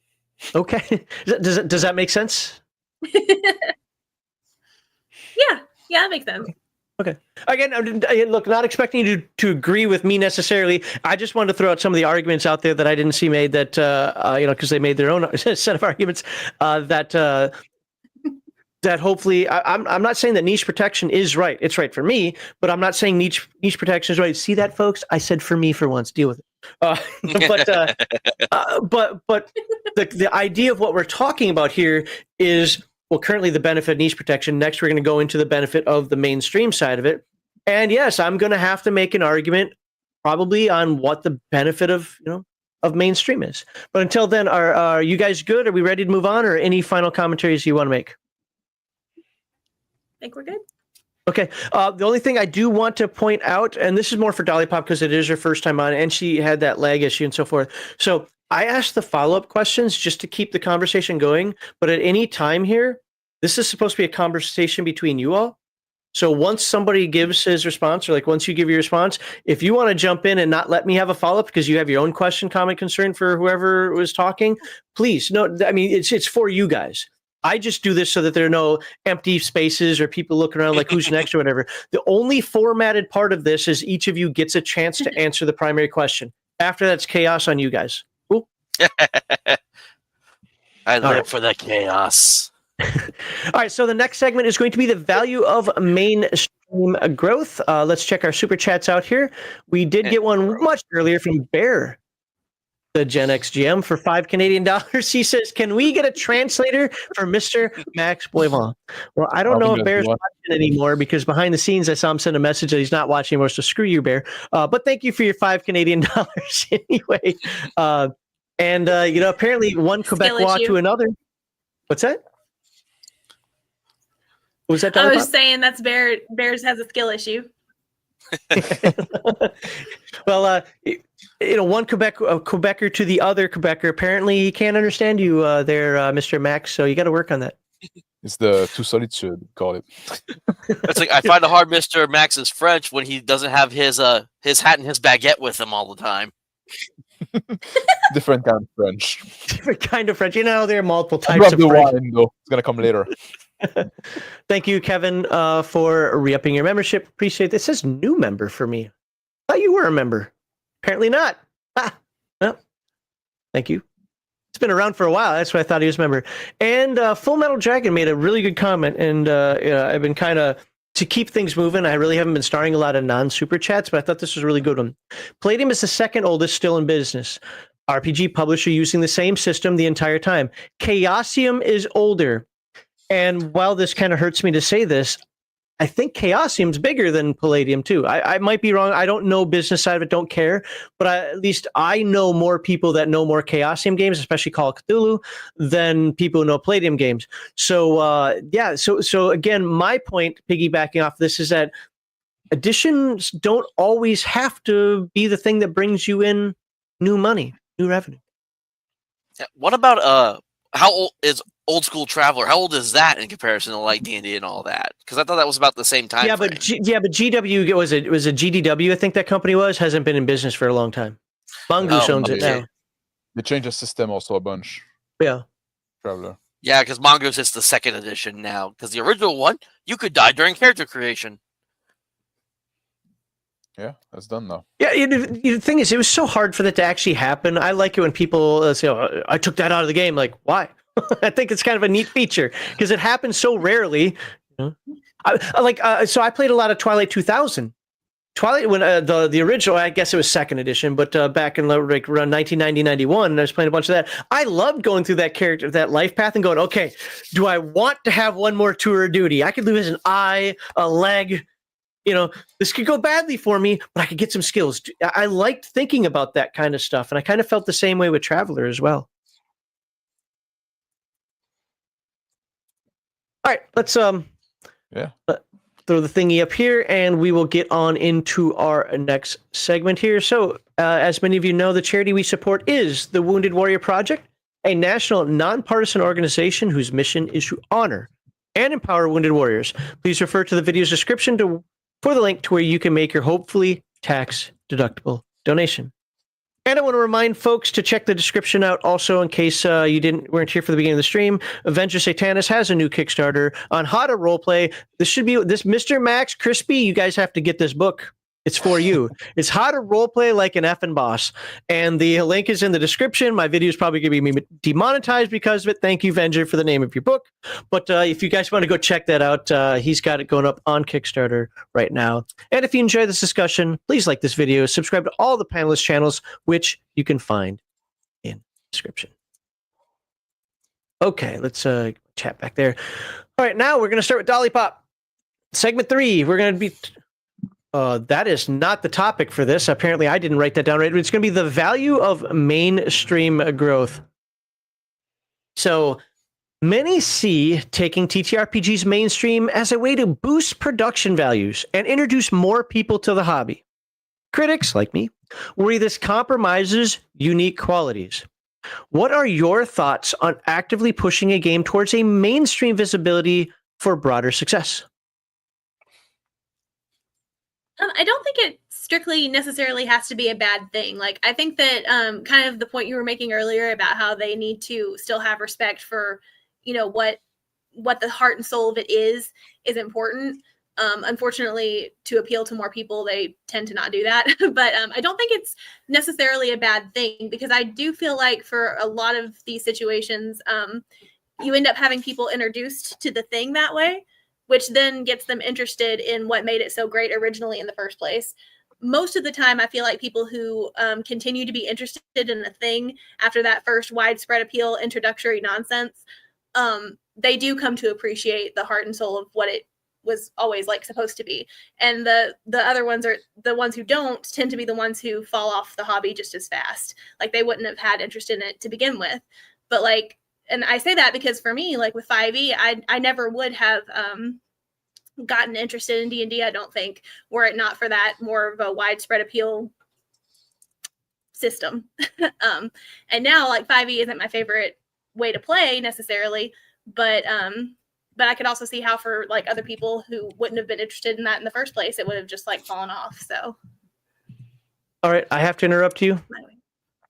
Polyrobotics kicked a $50 super chat, which means I got alcohol over there. My wife even washed my shot glass because I didn't last time.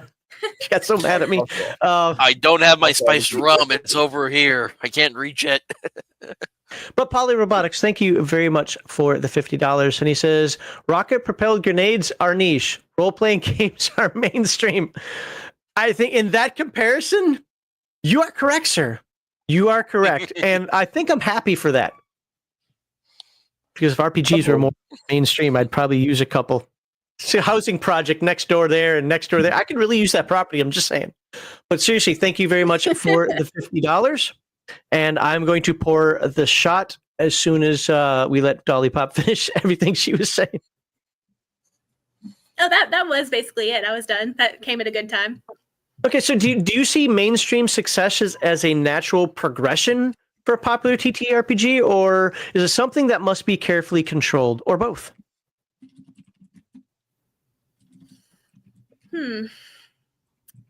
I think it should be carefully controlled. I think that the people trying to push it toward mainstream should always strive to, actually care about what the people who are already fans of it feel like in the first place. But I do also feel like if it's popular enough already, then inevitably, because ultimately people going to be trying to make money, they're going to try to appeal to a wider range of people. So, I mean, I think it's a little bit of both. Polyrobotics, sir. This is for you. Thank you very much for your support of Legion of Myth. Really do appreciate that. And yeah, what shot glass is this one? I can't read it. Oh, it's Denver. Denver. It's gonna we go like to Denver. Us. I was stationed on Lowry Air Force Base. That's the closest I got to Denver. Anyway, here we go. It's gonna taste like weed. The heck was I in Denver for a shot glass? All right. Anyway, that's going to bother me. You know what? Screw the rest of the stream. That's going to bother me. As long as it wasn't for a Broncos game, you're good. I used to like the Broncos. I'm sorry. I was an Elway fan, so. All right. Dolly's not here right now, so I guess I'll move on to Mr. Max. But if you guys have anything you want to bring up there she goes. Any questions, comments, concerns for her? And what she said? No, not at the moment. Because like I'm kind of I'm drawing a blank too right now. So okay, no, that's fine. Again, you guys can jump in once she gets through her question. Infallible. Yes, that's absolutely what it is. I mean, you guys can jump in once we're on the follow-ups. You can jump in whenever you want to talk to her. But all right, Mr. Max Boivin. Yes, I have a lot to say about this one. Many see taking TTRPGs mainstream as a way to boost production values and introduce more people to the hobby. Woohoo, more people. Critics worry this compromises unique qualities. What are your thoughts on actively pushing a game towards a mainstream visibility for broader success? Now I'm gonna expose my disdain for money and disdain for people, probably too. Although that's well known. Like, I really don't like this view of like pushing a game to the mainstream for more success. Because for me, success of a game should be in the quality of game design, not in the number of sales, right? McDonald's sells a lot of burger. Nobody thinks it's the best burger, right?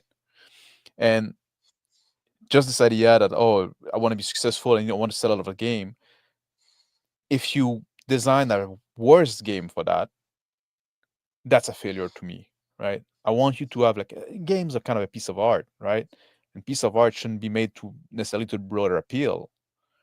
You need to have like a vision and you need to try to do something, right? Try to solve a question, right? I always think about that. Like, what is your game trying to solve that is needed in this hobby?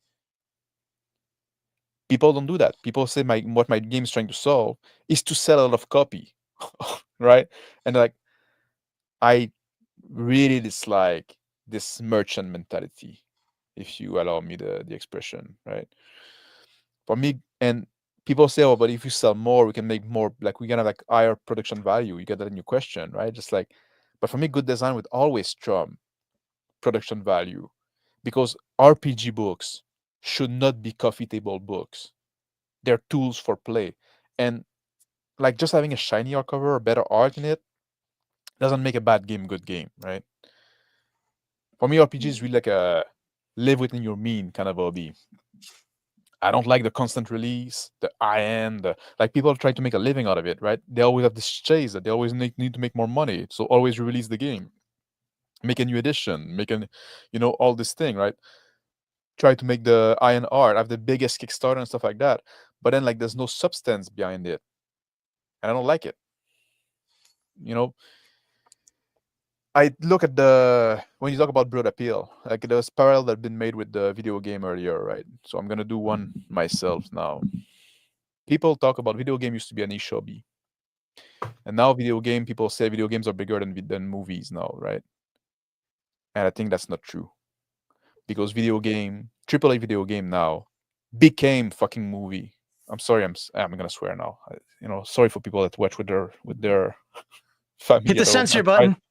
Yeah, I tried to hold it, but yeah, video game became movie. Now it's all like cutscene, and the gameplay took a back seat to appeal to broader audience, right? And now like people that used to be gamer for a long time, it's so hard nowadays to find a video game with good gameplay because they don't appeal to broader audience. And I've been like, and I don't want the same thing to see happening in RPG, right? Just like having those those trying to like sacrificing good design and good design that promote role play to get people that just want to be wowed by like spectacle and by like little thing, like little gimmicks, right? I don't want like gimmicks design that's gonna trump role play, because like people like when you shine key in their face. I hate that. And we already see that, like when RPG are turning into like board game, into party game, into like or people trying to develop them back into war game, right? And you just like clog up the space. But What do you mean by clog up the space? Well, now you have all the like, because like people like there's this appeal, like people want to make money, right? Or if you want to make money, you have to have those kind of mechanics. You have to have like this kind of hooks and stuff like that. So it's hard to get like a good pro role playing game, like a good role playing game that promotes role play coming out nowadays, because that's gonna appeal to a very small niche. But that's the niche you should appeal to if you're doing a role playing game, in my opinion. So it's kind of like, in a sense, like you're like the same thing that I'm saying with those video game, right? Now, like, oh, it's all about the graphic and the story and stuff like that. It's supposed to be a fucking game. I hate when I set to play a game and I'm being served a movie, right? And then, oh, you're gonna ask me to press X once in a while in a quick time event, and if I don't press X in time, then it's gonna loop again, and I can press it like the next time you prompt me, right? I'm here to play a Visual game. novels are not games. But I've been like game like the new God of War and stuff like that fell into that, right? Which used to be kind of like gamers games now. Like it's all like about those Last of Us kind of game. It's just like you just sit there. Like I can watch that game on YouTube. I'm gonna have the same experience basically, right? Just like, Mhm. and I don't want to see that happening to a RPG as well. Like I'm coming to the table. I'm buying a book. I'm buying a role playing book. I'm expecting to get a role playing game. I don't want your party game mechanics. I don't want your board game mechanics. I don't want a skirmish game, right? So, but that's what's gonna have. It's gonna have a broader appeal because most people are not into role playing game. It's sad to say, right? It's bad, but most Yeah, but I people think are not. there's also a part, and then this is where I think you guys in the 4D side get it wrong, is that it is a role playing game, and that and you guys have taken your niche, which is a good niche, by the way, but it is not it's not even about mainstream. It's not even the niche of the hobby. You've brought it to another area. Where is that another evolution of the hobby? Very possible. I have zero issues with that. But we're trying to fulfill the promise of role playing game, right? Where you get to be. No, you're not. No, this is where I disagree with you because you guys really do, and no matter how many times you or anybody else that likes to argue this, you throw out the game aspect. No, we don't. Yes, you do. How often do you guys roll initiative? That is part of a game. That depends on the game we play. That's the game we play. Well, that's fair, but you guys complain about it. That is part of the game. Verifying that, even asking if a rule is okay is part of playing a game. Well, you can do that outside of the session, right? You can like we demand rule mastery, so we don't have to discuss. We still use the rule. We still play the game, right? And like even if we don't roll initiative, like because we're like basically always initiative number in initiative order, so we don't need to like. How often do you use initiative? Well, we always are initiative because we go round robin, right? We decide the order before the game, and then that's the order we have. Yeah, let's see. Combat is a scrum. It should not be a prescribed order. It should be chaos. And there's some like when we play Bastard Sword, my own game, that's how it goes, right? Initiative is something that's very dynamic actually in Bastard Sword. So, that's one example. We still use the rule. We just don't talk the rule. We use them. We don't like make them on. We don't put them on a centerpiece. But a game requires rules, and it requires rules to be the centerpiece. Role play itself is just an aspect of what you're doing at the table. 100% agree with you. The whole being the character's mindset. Role playing is the core element of the game. Role playing is the fucking game. It's like if you play like Pictionary, which is a picture drawing game, right? Mm-hmm. Drawing picture is the game. Like you have the but card, there are also definitely some rules for it. Now that's kind of a rules light one, but there are definitely some rules for that game. You have to follow the premise of what it is. Yes, but role playing doesn't eschew the game aspects of the game, and that's what you guys. I'm not saying you don't use any of it, but you throw out a lot of it. No, we don't. We just don't talk about them all the time. Like if they're transparent. We literally watch your games. You throw out a lot of it. I haven't watched all of them, but I've watched a couple of the games, and you guys throw out a lot of it. Well, oftentimes we gravitate toward like lighter games, right? That's fair, and that makes total sense. The reason why I'm pushing back here, and I'm only pushing back for one reason, because I actually do like what you guys are trying to do, is the fact that we're talking about the broad mainstream appeal and the niche, but you guys are creating another niche within the niche. I don't think that's wrong. I actually think that's a good thing. But you have to recognize that you are creating a niche within a niche. Yes. You are not doing what is the actual niche of tabletop RPGs. We're doing what the niche of the tabletop RPG should be, but yes, in your mind, but not for the people who started this in the 70s. No, because like that's what I was talking about in segment 1. The people that started in the 70s, right? They started like as a war game, right? And then like, it evolved into like the skirmish game where you just play one character, and then like the role playing got discovered in a sense, right, through that. But role playing has a meaning, right? Role playing is like enacting a character and adapting his mindset and behaving as a character, like. So that's what we're doing. And I'm only saying that you guys are making a niche within a niche. I'm not saying that anything you're doing is bad or wrong. What we're trying to do is like we're trying to focus on what's unique and special about this hobby, right? That's what we're trying to do. We say it's the role playing game. There should be like, to get back with the example of Pictionary, right? If you were to spend like 75% of your game just talking about the rules and asking question and drawing card and rolling dice, and you barely ever draw a picture, it wouldn't be a very good picture drawing game. You know what I mean? Just like, and the same thing, like now people like talk about role-playing game, and like you watch their game online, they put online, and you're not gonna see any role play in it. Oh Basically no, none. the online games are horrible. Yeah. But that's what we see, right? Like, and we like Crispy do a lot of those unsolicited advice when you look at game, and we never get to see any role play in those. Yeah, but that's like people watching Critical Role and going, "Oh my god, I want every one of my games to be like Critical Role," and that's just not normal. That's not a normal table, whether we want it to be or not. And I'm not saying I do. Or you do. I'm just saying in general, that's not a normal table. Yeah. That's not the expectation anybody should have at the table. Maybe that can be the expectation that somebody wants to reach to, which I think is what you guys are doing. That is awesome. But it shouldn't be the expectation that somebody has at the table. By all means, go ahead, Hunter.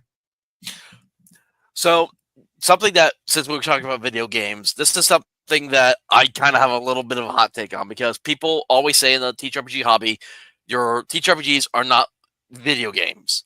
However, when I look at it, they're really TTRPGs are nothing more than video games in pen and pencil, in paper and pencil formats. Video games You're damn wrong there. have. Yeah, you got that Let me backward, explain. dude. Okay, go ahead. Yeah, let me explain here first. There are rules and mechanics to TTRPGs. There are rules and mechanics to the video game. You can't just do whatever you want when you play a video game. Just like in TTRPGs, you can't always do anything you want. You're playing as a character in a video game, which sometimes you can create it. Sometimes it gives you like a pre-generated one. TTRPGs, you're playing as a character either you create or you pick a pre-generated one. The difference between the two is just the format you're playing the game in. No, the major difference between the two, right? A big thing between the two. A video game, you try to beat the game, you try to go to the story, or RPG video game, right? You try. It's a challenge to overcome.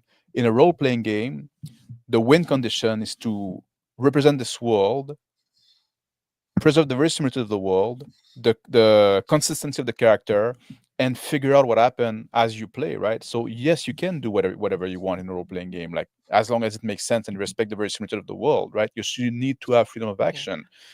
People do play role-playing game as video game, but that's because they suck at playing role-playing game. I'm sorry to say, but that's what it is, right? They come in with like pre-scripted story, and then like you have like, oh, you can go north, and you can go west, and you can go east, right? And it's like multiple choice thing, because like the GM has this prep and stuff like that. That's not how it's supposed to be.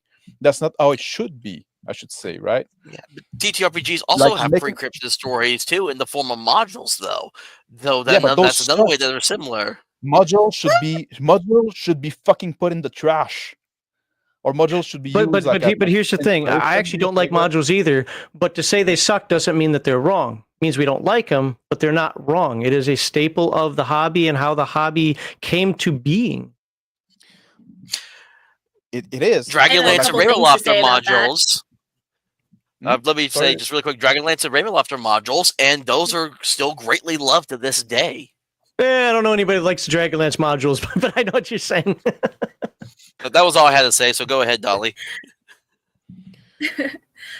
Okay, so what I was going to say about you comparing the video games to the roleplay, I actually have the opposite opinion, because I think the appeal of the tabletop games is the fact that you can do whatever you want. That was my take number one. Take number two is that you guys all arguing these points is kind of making my point for me, which is that the nature of tabletop games is so like everybody has such a different opinion on how it should be, that it's so like it lends itself to having all these millions of different versions of it. So that's why I have less of a problem with there being so many different versions of D&D, for example. Like, I also see the benefit of having lots of different games that are not Dungeons and Dragons, but like are still tabletop, obviously. But like, just to get people into the hobby in general, I don't really see a problem with having, tons of different versions of Dungeons and Dragons to like break people in, like just slide it in. Yeah, and to be fair too, right? Like when Liao said that we're trying to be a niche within a niche, right? Like, okay, that's fair, right? But what we're trying to, like, the niche we're trying to achieve is like we try to focus on the what is special about this hobby, like the role playing aspect, and try to make it like bring it to this purest expression in a sense, right? But in a sense, I also don't care that those hybrid game exist or that people play like in other ways, right? I'm like, I'm gonna look at You don't from care, them but let's be eye. honest, you guys do look down on them. You can just tell Yes, by I the do way look you down on talk about it. I do There- look down on them, and I'm honest about it. I was about to say that, but I don't care what the peasant do, right? Just like, look at I them. will give. Yeah. I will give Mr. Max credit that even if he's not following the rules completely, he's at least following the mantra of at least read the effing rules before you start to break the rules. So he's at least knowledgeable about the game he's playing before he decides to just start throwing stuff out for whatever game he wants. And it's his table, and he's completely allowed to do that. That's his right. Yeah. Well, And we something also- else too, as far as the. Oh, I'm sorry, Max. No, go ahead. So what I was thinking as far as like I know this is going back a little bit, but something was said about how the type of video games where it's just a story and a click through play is not games. Like I don't want to get into whether or not those are games, but what I do want to point out is that I am a huge video game nerd, and the fact that I enjoy the for the masses click through the story to play games, I thoroughly enjoy those. I don't care. Judge me, but it doesn't prevent me from having just as much enjoyment. And like I love too platformers, and I love like classic RPG games like Skyrim and whatever. I'm trying to think of the big ones and also there is an endless amount of games, because I know Mr. Max said something about how like all the AAA games suck now, and they do. But you go on stream and there's a gazillion different games that are still pretty popular, which again kind of comes back to what I was saying before about how the more they do try to appeal to the audiences and lose what made it so fun in the first place, they will collapse in on themselves eventually. I just feel like you can't really stop them, because I mean, there is the whole argument to be made as far as like how we should feel about the artists selling out their art for their cash. Like that sucks. I just think maybe I'm just being really pessimistic, because I think it's inevitable. I think that's just what's going to happen in more cases than not, which sucks. But I lost where I was going with that. I basically said like 5 different things at once, but Yeah. But there is such a thing as like losing its identity, right? At some point, right? And that's what I was saying in the section in the first segment, right? I'm not against evolution, but if we're doing like this thing called role playing game, I like this evolution to push toward more role playing, because that's so what is, like I said, like what is role playing is like getting in the mindset of the character and overriding your own mindset, and like for a moment, for a few hours, becoming someone else, right? And living in this world, and like when you get immersed and you feel like I was there and I was this other guy that's not me and stuff like that. It's so unique that you don't get to do that with other things. oh yeah. And when you get and that's something else that I wanted to point out is that I'm sorry, I didn't mean to interrupt you. I think there's still a delay, but something else I wanted to point out was that I know that Max had said something earlier about how the paladin gnomes, that's stupid, and I'm just sitting here like, okay, but because I appreciate like role play, I'm kind of in your camp on that one. I appreciate the role play so much. To me, for such a imagination based, like there are still rules, right? But for such an imagination based, and like we want to get into the headspace of this character, like I personally can't relate to wanting to get into the headspace of just playing a regular human when I don't have to, for example. And I think with as long as you can make it make sense within the context of your world, there's nothing wrong with having. So literally the most diverse race that can allow any thought, any concept, most evil to the most benevolent, from the most chaotic to the most rigid. You can't think of how to play something interesting in what's literally the most diverse race. I mean, I'm not saying you couldn't do it. I'm just saying, but why would I? I can already do all those things. I'm already a human. Like, not me personally. But you know what I mean? Like, we as humans are already... exactly. Huh? You can be a different human. Like, it's such valuable. But, like, I can be a different human. Empathy. But why would I be a different human when I could be, a gnome, for example? That adds another layer of the fun to me. Like, I can really get in the headspace of something so different. To get to know your fellow men better. Well, I actually will agree with Dolly on this. To basically just say you can be a more diverse human is no different than saying a gold turd is still a turd. Just because you can play it differently doesn't take away from what it is. Yeah, It's but like polish a turd, if you're still a doing it turd. right, Play and a I'm going human, to use still the word human. right, you can't play a diverse elf. You can't play a diverse dwarf. They don't have that. If you're doing it right, demi-humans are not diverse. That's literally our trope as humans is diversity. That again, Is that like, not that's the also whole point of having playing classes to specific. begin with? Is to make that character diverse? That's why nobody likes playing humans. Because we're diverse? You don't like diversity, Dolly? That's surprising. And like I'm like, you know, What? if you No, want, like, no, not that. there's also a thing about, like, you know, playing those things that are so far from human. People think that add a layer, but it's also add a lot of challenge, because now, like, I Yes. think if you want to do it right, like, what does it But mean to play challenge is somebody that can good. live like? Yes, I agree with that. But also there's also a different challenge of playing something that is close to you but not you, right? It's a different type of challenge. Like, I can see both sides, but like, if you want to play an elf, like, what does it mean to play somebody that's going to live like for thousands of years, right? How would it, like, you need to think of all this thing in depth, which can be interesting as well. On top of having like this, like, how would it affect the personality? How would it affect you have different needs, stuff like that. Like, I see so often people Mhm. playing like those different race as you're just like a human with pointy, exactly. human with a green skin, or just a Yep. human with a blue skin, or whatever, right? Just like there's nothing there. There's no substance there. It's just cosmetic, and I hate that. Play a Yep. human then. Yeah, In those are just second no edition, they cosplayers, called it though. playing hard and humans play in a funny human. skin suit. Now we just call it cosplaying. Dolly, What? I thought you wanted to say something. Sorry. Oh no, I was just saying that the people who do that, who just reskin a human, and don't play them like, you know, with that mindset, they're just milquetoast players. That's a skill issue. Yeah. But also people that think that they cannot find somebody interesting playing a human is also a skill issue. I think I can't. It's just that I prefer the extra challenge of playing something not a human. And see, if somebody can pull that off, Dolly, I actually agree with that, because I tend to actually Heathen Dog's the human purist.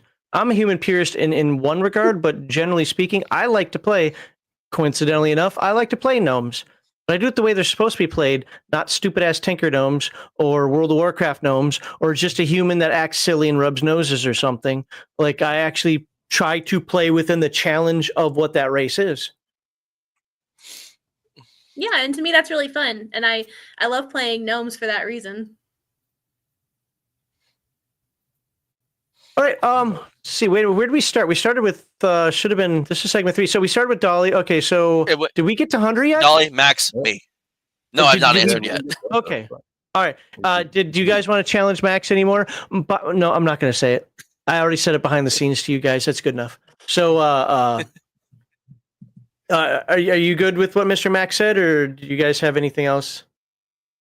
Nope, I'm done. Okay. All right, Hunter, let's get to you then so we can get on to the last segment.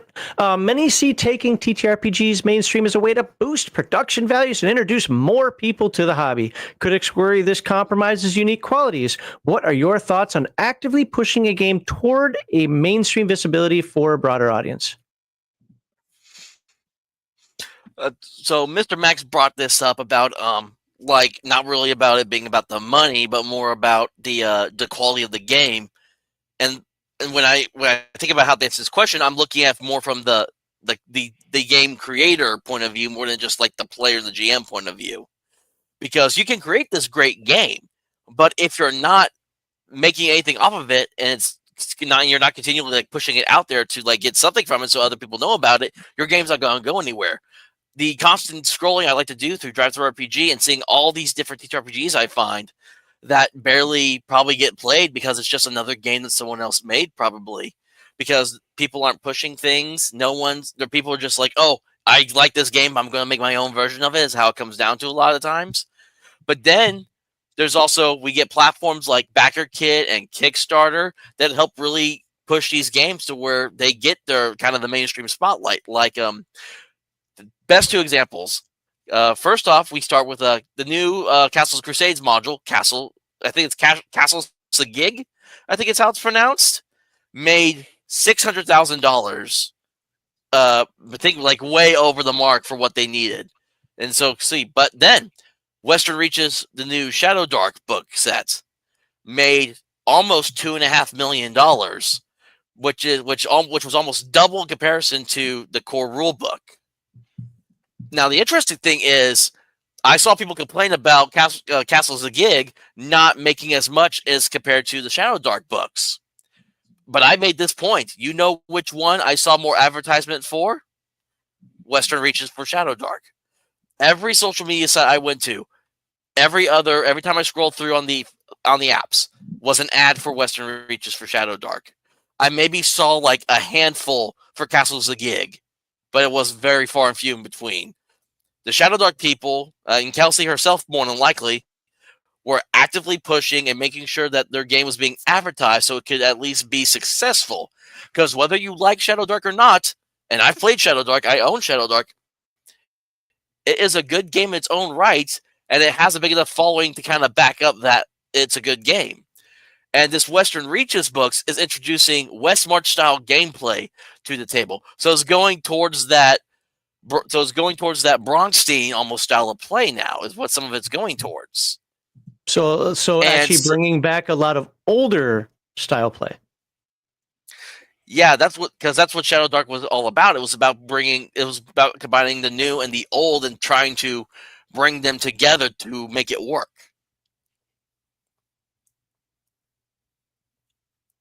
So have you ever been surprised, and maybe this is the instance of that, but have you ever been surprised by the benefits that mainstream growth brought to a TTRPG that you thought was small or that you loved? Or, again, we're not talking D&D, talking something else.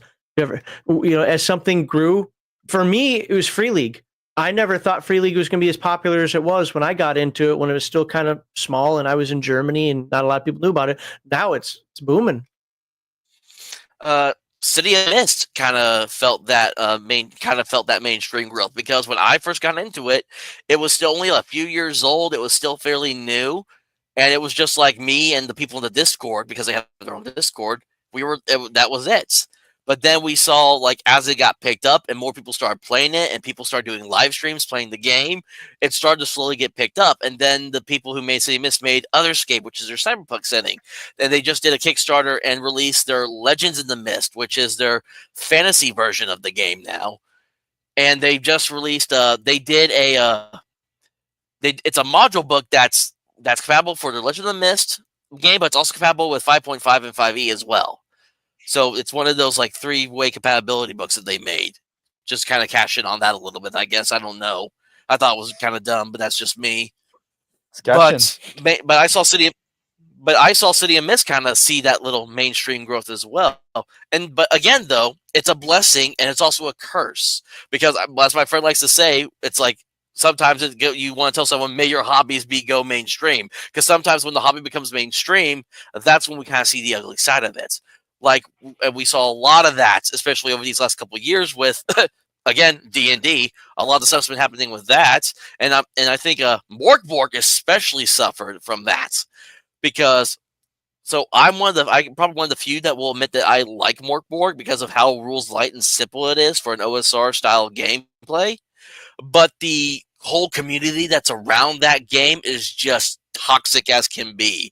Like, if you don't agree with anyone in that community, you're not even allowed to be a part of it. Yeah, so I mentioned Free League, right? And they're the ones that publish, not create, but publish Morkborg. No, we never talk about Morkborg and that nonsense here, because the people behind Morkborg are some of the worst god-awful people on the planet. And I say deport them to the moon, because they don't belong in this one. Isn't that the way to protect their niche? So they're so fucking awful that nobody wants to interact with them, so their niche is protected. I mean, the game is interesting enough. It's not for me, whatever. I don't care that people play it. I got a coworker of mine who plays it. He actually likes Morkborg, Cyborg, all the Borgs. But he also doesn't get involved in the politics. He doesn't learn about the people and so forth, which is good for him. But I do know about those people, and they're not people as far as I'm concerned. So, yeah. There was something I wanted to say about. Sorry, finish your point, Hunter. I thought you were done. Yeah, but that's what I'm going to focus on. Is just kind of like looking at more from the creative side of the hobby more than the player side. Just how seeing your game mainstream makes you become more wealthy and popular, which I think is a good thing if you want your game to last long term. Now, if Shadow Dark does last long term, we still have yet to find out. It's only like a couple years old, so we'll see how it goes. But I, especially with the current state of the climate of the hobby right now, I think Shadow Dark's going to be here to stay for a good while.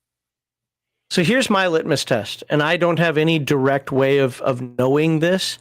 My litmus test is not in how many books you sell, but how many people are playing your game. Now, from the sounds of it, I know a lot of people playing Shadow Dark. I'm not one of them. I have zero interest in Shadow Dark. Happy she's successful. Do your thing, girl.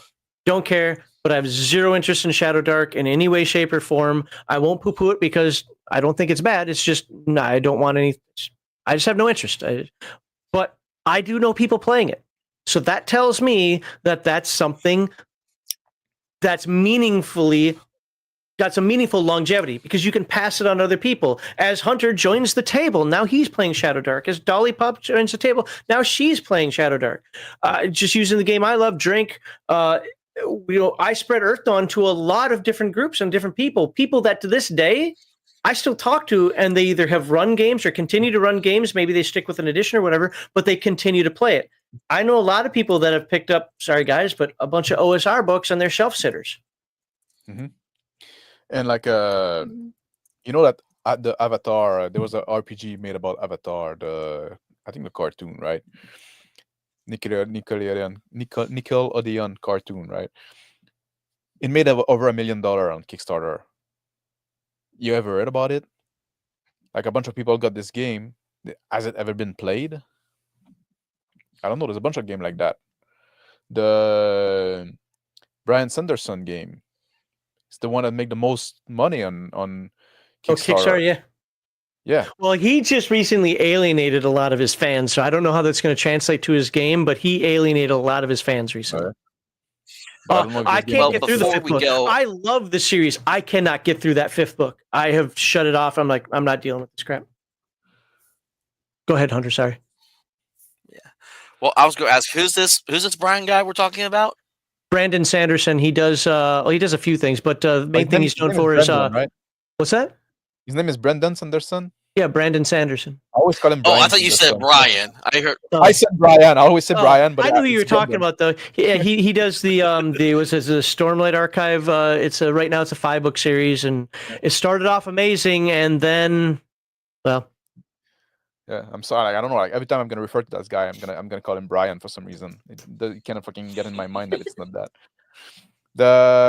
There was something I wanted to say about like what Hunter said about like the advertisement that he saw every time he was going on YouTube and stuff like that, right? Just like that's also one thing that I want to talk about, like about the mainstreaming of the hobby, right? We have a problem on RPG YouTube, and this problem is fucking shilling. All those fucking big channel, all they want to do is fucking shill. They always want to tell you about the sponsor, sell a product, and then they talk about those product that they got for free or that they got paid to talk about more often than not if they're big enough, right? And you can't fucking get like an honest opinion anymore. It's all about like grabbing the bag, right? And I'm sick of it. And it's all about like, oh, people want to like, it's all like people want to get paid. People like, I like my artist poor, and I like people to be passionate, and like I don't want you to do stuff because from the art, right? Not just from the purse. Well, I would argue that if you want to be successful, you have to kind of go that route with pushing your game, having people review it sometimes, because that was the one thing that people tried to get on the Kelsey for was well, I don't know 100% if it's all factual or not. They said that she paid some people to review her game and talk about it, which, I mean, these people are out there to kind of do this stuff. There are people out here that do channels just reviewing TTRPG books. And if they're paid to do that, I would assume... My criticism on that would be on people watching them. People should like stop watching people like that only do paid review or paid product placement and stuff like that, right? Or they should be fucking skeptical and say like, man, like I'm fucking sick of hearing about that, right? I cannot trust your opinion because every time you tell me about some things because you get paid to tell me about this thing. Talking about not being able to trust opinions. I mean, not necessarily, because because being paid to review something, if the person is actually reviewing it, it doesn't mean they're going to tell you it's great, it's positive. Like, I mean, if someone asks me to review a thing, I'm going to give it my honest opinion, whether that's good or not. So, I mean, hopefully the person who's being paid to review the thing has some integrity, but that doesn't necessarily mean Depends on how the sponsorship comes about. If the sponsorship comes about, like, hey, can you review my game? Yeah, I trust that. If somebody, hey, I'll give you a copy of it. Like, sometimes we'll get a copy. I usually don't ask for free copies, but we'll sometimes get a free copy and be like, hey, can you review this? And I'll be, if I ever get to it. But if it's like, hey, we're giving you our book, we need you to say good things about it, you can be under contract to do that. So, and they don't have to tell you. Except those contracts shouldn't be trusted. Sure, but you don't know who's doing that. Let me read the super chat real quick. It is a $20 one, so I do have to interrupt here. Polyrobotics says, political statement. See, look, we opened that can of worms, talk about this other nonsense. Coalition States hates all DBs. Yes. That's just I don't get it. It's a Rifts thing. I don't get it. If anybody plays Rifts, the coalition states are like, we'll just call them future Nazis, and DBs are dimensional beings, but that could just be you and me from another realm. And yes, they do. They hate all DBs. They only like humans from their own dimension. Yeah. But the other thing I would say is I would rather much watch a review for a game, so that way I would know if I should actually spend my hard-earned money on it or not. Because again, I got bookshelves full of books, and some of them I look at them and I just look at them now and I'm like, why did I buy this again? Because some of them was just like, oh, it looked cool, so I bought it, and then I read through it, I'm like, this is crap. But we also have this problem in the CLB with like those spineless nerd, right? That got this attitude like, oh, if I cannot say anything good about something, I'd rather not say anything, right? I say, like, as a consumer, it's more helpful to me if you tell me what's bad about a product, because the marketing is going to tell me what's good about it. If I go look for a review, I want to see what's bad about it, and then I can decide for myself, like, oh yeah, I get all you don't like it, but that's not a problem for me, so I'll go ahead, right? Just like, but we have this attitude, like, and people like, and Dolly say like, well, if people do a review and they're honest, right? But the thing is, if you're honest and if you start pointing kink about products, you're gonna get less and less paid review, right? People are not gonna pay you anymore to send a review, because they're gonna pay the other guy that always gonna say like good thing about it and how cool it is and all you should get it, right? So that's just a reality, and since it's a small market, like when you go in bigger niche, right? Like if you would do like electronic product and stuff like that, having a big name, you need to keep your integrity and stuff like that. But now, like, it's a much more smaller niche. So everybody wants their 15 minutes of fame and their $5. I mean, that's what it. So I mean, we get accused of this, and a couple of you out there I know in chat right now have accused me of this. They call us Palladium shills, and that we can't say anything wrong about Palladium books. That isn't true. I just think that the way that people look at certain aspects of Palladium books are different than how we do. And we've called Kevin and Sean out on the streams about some of the stuff, that is true or not true. I just disagree. You might think a book is utterly chaotic. Or I'm sorry, you might think a book is put together really well and think that everything Palladium does is chaotic, where I'm so used to playing it that I'm like, all you have to do is sit there and read it. It's not a big deal. And be like, oh, see, there you go, shilling for Palladium again. No, because I believe that about every game. If you sit down and read it, as long as you can read the book, it shouldn't be. I don't understand what this mentality is. You pick up the book and you're going to play it that day. That isn't how role-playing games are done. These books are 300 pages.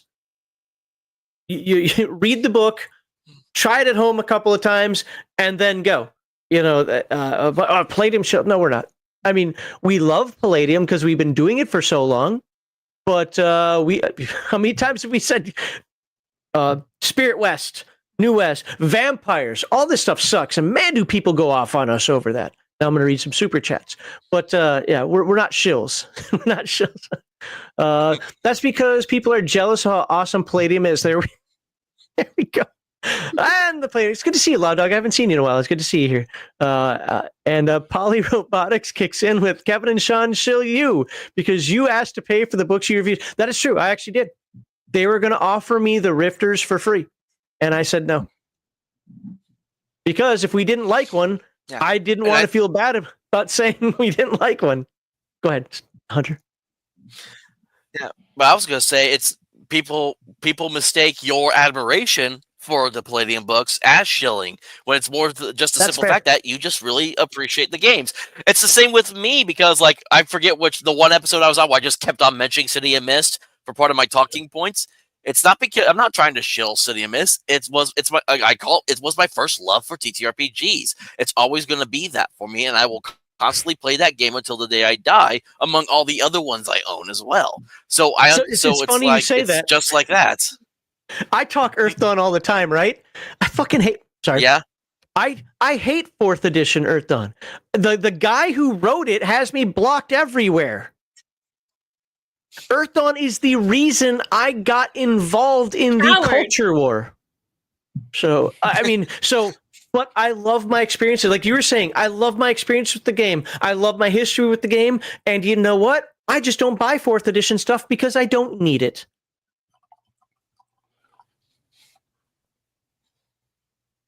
All right. Anything you guys wanted to finish up talking to each other about? Remember, we're still in the segment of. We got one more segment to go, but the value of mainstream growth. Anything that's left on the table, or you want to follow up with on the value of mainstream growth? Yeah. So I would argue that when it comes to like, you know, people trying to push their product toward mainstream or whatever, like, I think that there's a danger in getting too wrapped up in not wanting that, because like from where I'm standing, if I enjoy what someone does or what someone has put their work into, I want them on some level to be successful. Like I want to see them have the support to continue to make things that I like. You know, like maybe they'll make another thing that I like because now they have the resources and the time because they've received, you know, whatever benefit from pushing it out harder. You know what I mean? What if If that means that eventually it's going to you know, explode into being a failure and into becoming like lost from what it was originally supposed to be, that's a risk I'm willing to take, because I want to see people who have their passion and do the thing. I want to see them succeed. Because that's the thing. Like I you know, I'm okay with too, right? And I even like people that do stuff that I like, or stuff that I like getting more popular, but it needs to remain the stuff that I like. You know, I'm a jazz guy, right? I like jazz. And there was something that happened to jazz at some point. Jazz is a dead genre. It's dead now. It doesn't exist anymore. But it was because at some point musicians were successful. They recorded an album, and then people would go to the show to listen to the tune that they heard on the album. But that's not what jazz was about. Jazz was about like the improvisation and stuff like that, right? So at that point, it became crystallized, right? It became something else, and like, so that's something that somebody that do something that you like, that you enjoy, that now the mainstream adoption mean it needs to change because the mainstream, they don't get it, right? So if the mainstream could get it, then fine, right? But that's the thing though, with anything that people, that there is a community of people and they enjoy a thing, or like just a big group of fans or a culture around a thing like that, there's always going to be people who can sit there and say like, you guys just don't get it, you weren't there. You know, that's always going to exist. So I feel like as long as you continue to surround yourself with the people who also enjoy the thing that you love the way you love to enjoy it, then there's nothing wrong with it having a wider appeal to more people who will then eventually get old and crotchety and say, well, you know, music was better back in my day. So the flip side to that is this though. It's not, oh, you weren't there, you don't get it. It's that what we should be saying is, you weren't there, but here, let me help you understand it. But what I started running into when I didn't leave, but we'll just for the sake of argument say, when I came back into the hobby, they didn't want to hear it. Like, this is why this exists. Oh, it's stupid. No, you're stupid. Because this is the way, you know, there are reasons why these traditions exist. Let me read the super chat and then you can respond. Because it's a $20 one. Mondo Hand for $19.99 says, I love Palladium books. Probably said by Bon Jovi or something. I can't even put that into a song. I'm sure there's a Bon Jovi song I could put those words into, but I can't think of it right now. So thank you, Mondo Hand, for the $19.99. All right, go ahead, Mr. Max. Looks like you wanted to say something. What about like this? Oh, you don't get it here, or it should be. That's why I have a YouTube channel, right? That's why I make those videos. Now I can tell you, like, the GM shouldn't run the game, right? So if you don't get it, you can go watch the video and maybe you understand, if you can understand what I say. But you know, I'm there to reach an end. Okay. Right, and that only exists because there's such a disparity between those two groups of people. And the other thing too, right, is that the thing about it getting more widespread appeal is not only is it going to be more widespread among people of different like age groups, but also coming from different life circumstances, they're going to approach it with different mindsets. So I mean, inevitably you're going to have people butting heads about how it should be or whatever, but everybody can still enjoy it their own way. And like with the internet being what it is today, it's also a lot easier, I feel like, to find the people who enjoy it the same way you do for whatever reason. And like, I will probably have nothing in common with the Gen Alpha kids who are being raised on tablets and they grow up to like something that I have also liked. And I can sit there as much as I want and be like, well, you just don't understand. This is, here, let me educate you on why this is so enjoyable. But they're going to. Uh-oh. Oh, I lost her. Did she just freeze up?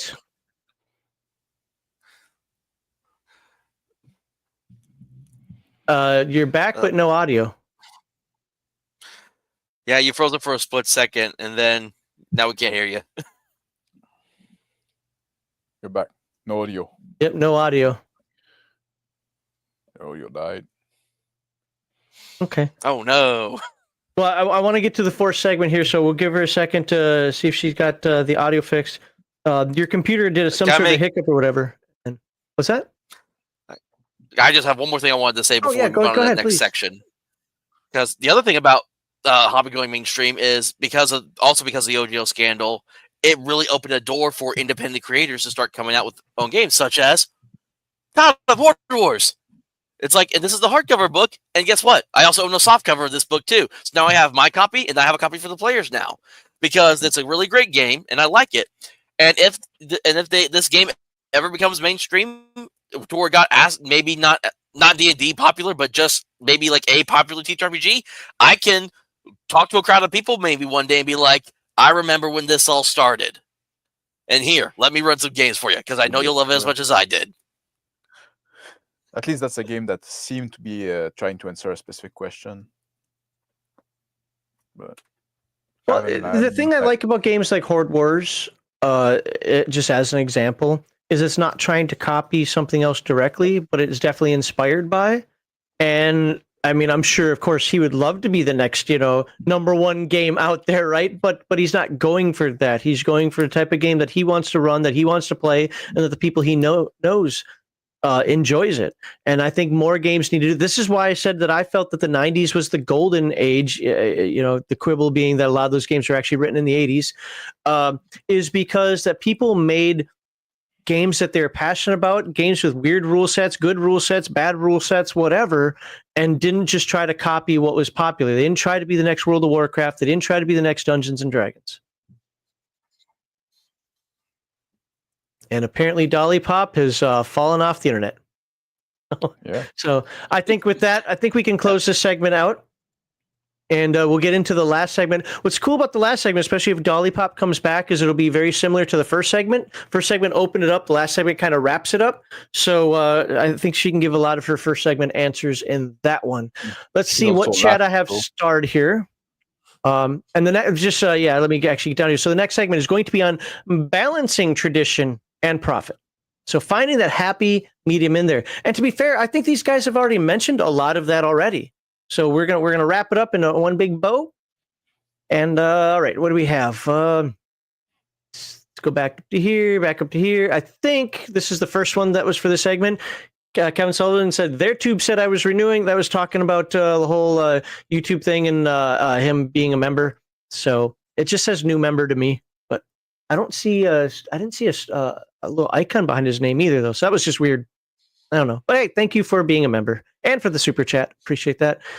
I read Folly Robotics, but I will put it up on the screen again. It was $50. Thank you very much. Really do appreciate that. And I kind of needed that shot anyway. Folly Robotics. Doc Flamingo for $2 says, Poly not Mogadishu. So Andy's got a point. So in case you missed it, what he said was rocket-propelled grenades are niche, role-playing games are mainstream. Doc Flamingo says, not in Mogadishu. There you go. Thank you, Doc Flamingo. I'm going to read the super chats next and then get back to that one because I'm going to stir the pot a little bit. Kevin says, but are you actually playing a gnome or just fursuiting yourself? Or yourself insert. And that's the issue. So many people, like, I play a tiefling, but you're just playing a human. You're just playing a teenage human. I play a dwarf. You're just playing something. You pretend that you gave it a bad Scottish accent, so now all of a sudden it's a dwarf. No, are you stubborn like a dwarf? Are you unmovable like a dwarf? Do you do things simply because your clan and your honor says you have to do it, even though it doesn't make the most freaking sense? No? Then you're not a dwarf. You're a human in a skin suit.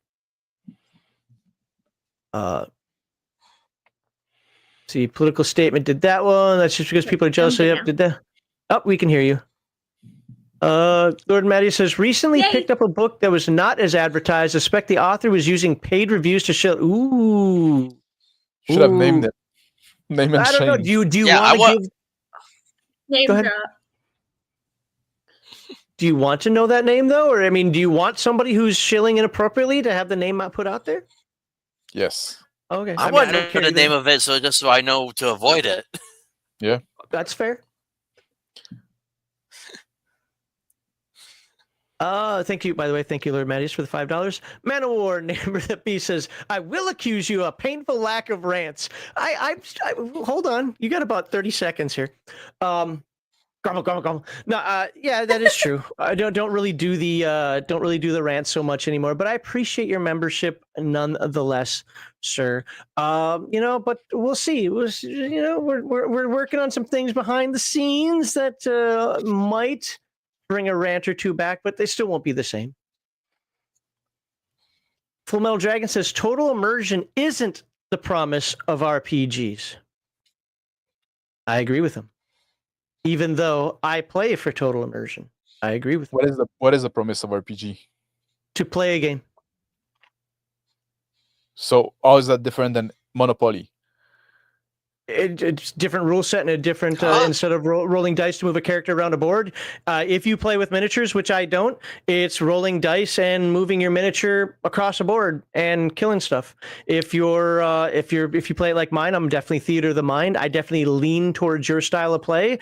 I would still expect to play by the rules of the game. I would still expect to actually, if there's something I'm not sure if I know how to do, look in the book.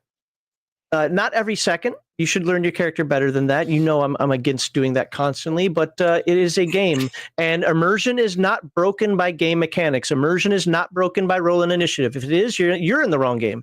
If immersion is broken by combat rolls or trying to figure out how damage works against, like, wait, hold on here. Use a piercing attack. Well, this armor's better against piercing attack. That doesn't ruin immersion. That's literally part of the setting and part of the game. It's not part of the setting. That's part of the system maybe, but not part of the setting. It depends on what game you're playing, but sure, because I've played games where the setting itself incorporated that stuff, but fine, either way. But yeah, the only thing that breaks immersion is shopping. 90s joke, breaking immersion. And Dice Tales, this is where you and your stupid ass Scientology are fucking wrong, and I'm gonna cuss at you because you're being fucking retarded in chat. Okay? Stop with the Scientology nonsense. It absolutely is role-playing. You're playing a role. That's all you have to do role-play. It's shit role-playing. I even agree with you on that. But you are role-playing. You're playing a role. My toon is going to move and attack that toon because my toon is a fighter. I hate that every aspect of what I said there. But that is role-playing. It's literally role-playing. Now, is it in character role-playing? No. But role-playing is written as one word, right? It's a hyphenated word. The proper way to write role-playing is hyphenated. I always see it like as one word. No, it's one word. It's not hyphenated. No, it is not. It is too hyphenated. Now, if people have changed it over years, that's fine, but the original way to write it is hyphenated. Because that changed the semantic quite a bit. But anyway, that's not. I know. I still always write it as a hyphenated, and I've been doing that ever since I was a kid and learned what the word was. So. But it could be like email. Maybe they took out the hyphenation. I don't think I've ever seen it hyphenated. The proper way to write it is hyphenated. At least it used to be. Like, people that say like, "Oh, I don't even name my character." Bring the cables back between. Yeah, like people that say like, "I don't even name my character until level 3." Go ahead. I'm sorry. Die, right? Like if your character doesn't have a name, if your character doesn't have a personality, if your character is like just a character sheet, are you playing are you playing like? Are you role playing? You are Are you playing technically somebody? role playing. Yes, you are playing. You are I don't role agree playing with that. horribly, in my opinion. But you are technically. This is where the beer and pretzel players is the only time they get some love from me at all. Because I will say that yes, if you're there sitting at your dumb table doing your beer and pretzel nonsense that I don't like, I wouldn't be a table for me. You are still role playing. Because I for think me, it's like, crap role if playing, you're but you not, are doing it. if your decision are not made, like even the branching people, they're not role playing. I don't think they're role playing at all. You don't think they are. It doesn't matter what you think. By definition, they are role playing. I don't think they are You're because like see, they're you're not. trying to get So, into the Mr. Max, semantics. I'm What curious. I'm gonna explain, right? I don't think they are because they're not making the decision in character, right? They're not getting in the mindset of the character. They're making the decision to win, to gain. They're gonna use all the, they might talk in character, but the decision are to make because they play like in this like weird kind of like PvP, not character versus character, but player versus player, right? They're playing a war game, right? They're trying to get one up over the other people. So they're not. That's for me. That's not role playing. you can do two things at one time, though. Role playing existed before I was about to say you role can. playing game. Role playing as a concept existed before role playing game, and the role playing was about. Imagine if you were this person with this life experience. Like it's the whole fucking thing, right? That's what role playing is. It can be. That's not what it is, though. It can be that. That's what it. That's what it was I'm curious before role playing for game. Mr. Max about the what role playing is, because I've thought about that too, as far as like what it is exactly, and like where you break down whether you're playing a role or not. And I don't know really where I fall on that, but I'm curious about like when you have a role playing game and like a video game. And I'm not talking about first person style, but No, those are terrible. Well, no, but like, okay, so but say you're doing a role-playing game playing a specific character that has a name and has a personality already. Do you consider that to be role-playing, even if you're making the decisions for that person? Because to me, I'm like, I'm not sure. I know they're called role-playing games, but you're not really becoming that character. You're just like kind of play act. You know what I mean? Do you see the distinction? Yeah, you're just trying to get through the story, right? Making like real, like oftentimes like there's even like a path that you need to, right? It's kind of scripted. You got like some path that you can choose here, but you're gonna end up in the same place more or less, right? And you're making it. Like it's about why the reason behind the choice you're making. Are you making the choice because of like you're playing Geralt in The Witcher, right? Are you making the choice because that's what Geralt would do, right? That's what would, based on what I know from this character, and like make the choice that make the more sense. But if you were to do that, then or like your interpretation of the character, or maybe you want to shift it somewhere else, but usually that's not how people play those games. People play those games because like, oh, that's the story I want to see to unfold, right? And it's even people that do like a story heavy gaming. I think there's like people that do story game. I think they're moving away from role playing, from the purity of role playing, because they make their choice based, like if you make your choice based on winning the game, you're moving away from role playing, in my view. Like when I say role playing, I'll admit that I use a very specific definition of role playing. So if you're making your choice to win the game, you're moving away from role playing. If you make your choice for, oh, that would be cool if that would happen now, so I'm gonna do that, you're moving away from your choice. Your character should have motivation, goals, desire, and that's and what my character's motivation is to get XP, to level up, and to collect the gold. I agree. There's getting the gold can be one. Getting XP doesn't exist in the game, right? Just like it literally exists in the game. I need it to level up. System. I'm just still stuck on the fact that what's starting the rivalry. Go ahead. I'm just stuck on what's going to start the rivalry between me and Mr. Max Liao is the fact of how we're going to define spell roleplay. I'm still stuck on that one. No, you know what? Again, if the words change, I know the original spelling of it is with a hyphen. But I mean, I'm giving you absolute shit for it, but it still drives me. I still can't help but laugh about it. It didn't matter to you. It mattered to him though, because like he said, it changed the definition. If you ever see me write it, I do write it with the hyphen still. If the style guides say that it's something else, but let's be honest, comic book is it one word or two? Well, it depends if you ask Stan Lee or if you ask everybody else. So because he was very adamant about that. It's supposed to be 2 words if I remember correctly. I'm not a comic guy. I might have that backward. Anyway. So, go ahead. I just actually had thought of a really good question, because since we're talking about role playing, Mr. Max, based on how you're kind of defining character immersion and role playing, wouldn't you consider then Fiasco a tabletop role playing game? No. It's a storytelling game. But does it not? From what I understand. But does it not do exactly what you described though? No, because you make, like, from what I understand, I never played Fiasco myself, but from what I understand, you're supposed to make the decision based on the story outcome that you want, not based on what the desire of your character, right? It's all about like preserving the consistency of the character. It's a very subtle difference. I get it, but Yeah. that's why most people don't get it. I mean, I just thought that was an interesting question because for the way how you were describing it, how you describe role playing character immersion, to me, when I've never played Fiasco, but I've watched people play Fiasco. It's basically kind of the same thing. Is you're giving a prompt and you create a character from that prompt, and you're playing as those characters to make basically just kind of write out this story, basically. So Hunter, to back up what you're saying, which to there, me, improv is role playing. Okay, it's not a role playing game, but it is role playing. yes, Because it has these extremes. I agree with you. It's role playing. It's not how I want to role play, and I'm saying this intentionally because Mr. Max is using a little bit different definition. By just the generic definition of role playing, beer and pretzels is role playing. I don't like it. I think it's crap. I would agree with Mr. Max 100 times out of 99. I said that right. That it is not good role playing, but I can't sit there and say it's not role playing at all, other than in my own little definition of the word. And I'm not gonna grant anybody their own little definition of the word. I don't think it's my definition of the word. I feel like you're no longer, even if you're in the mindset of the character, even if you're doing all of the things that Mr. Max is saying you should do to role play, and I don't disagree. But I feel like you've ceased to be role playing when your choices don't matter anymore, because that bugs me no matter what the game is, or whether it's tabletop or whether it's video game, whatever.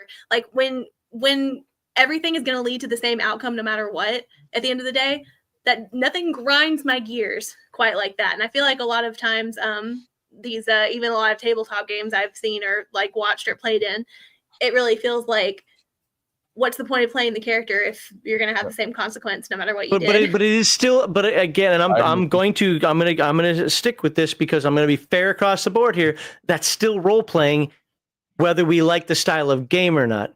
Real quickly, let me read the super chat because it's been waiting for a moment here. It's a $20 one. Poly Robotics for $20. Thank you very much for $20 again. By the way, I know we've hit the giveaway by now. We will do that. He's like, I role play RLL play as a GM plan destroyer. So he plays two characters at one time. He plays himself. I mean, thank you, Poly Robotics. I'm the opposite, Midrin. Beer is welcome. The pretzels are not. So, oh yeah. All right. Did you want to continue on with that, Hunter? Or? No, that was it. It was just a question that popped in my head because just a thought. That was all. Okay. Well, let's go to the next one here that first one is going to lead into. Dice Tail says the problem is that newbies came expecting role play in an RPG and get beer and pretzels instead. Many leave disappointed by the misrepresentation. It stunts the hobbies. Literally 100%. I've played all over the world. Now, to be fair, that's still anecdotal.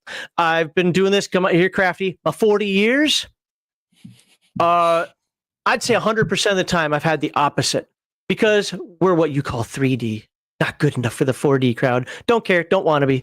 But because we were heavy role players and they were looking for the opposite, they weren't comfortable with the role playing. The table had to help them, had to encourage them. And over time, I'd say vast percentage, 90%, if not more, came up and we got many more good people in the hobby role playing.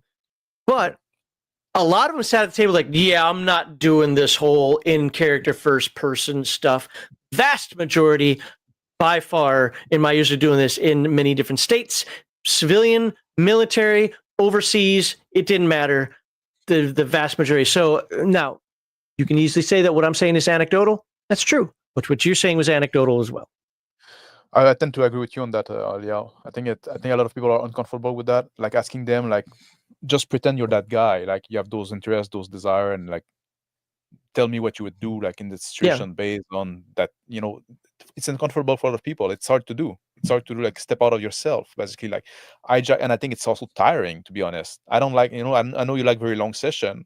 I don't, because at some point I'm fucking drained of being like hijacking my own I only mindset. suffer that playing online. I don't suffer that playing in person. I don't know. But But I'm also okay with like, and also like when you cut the out of character talk, you can get a lot done in 2 hours too. So there's that as well. so, anyway, I think it takes practice too to be able to play that way, even if it is the point.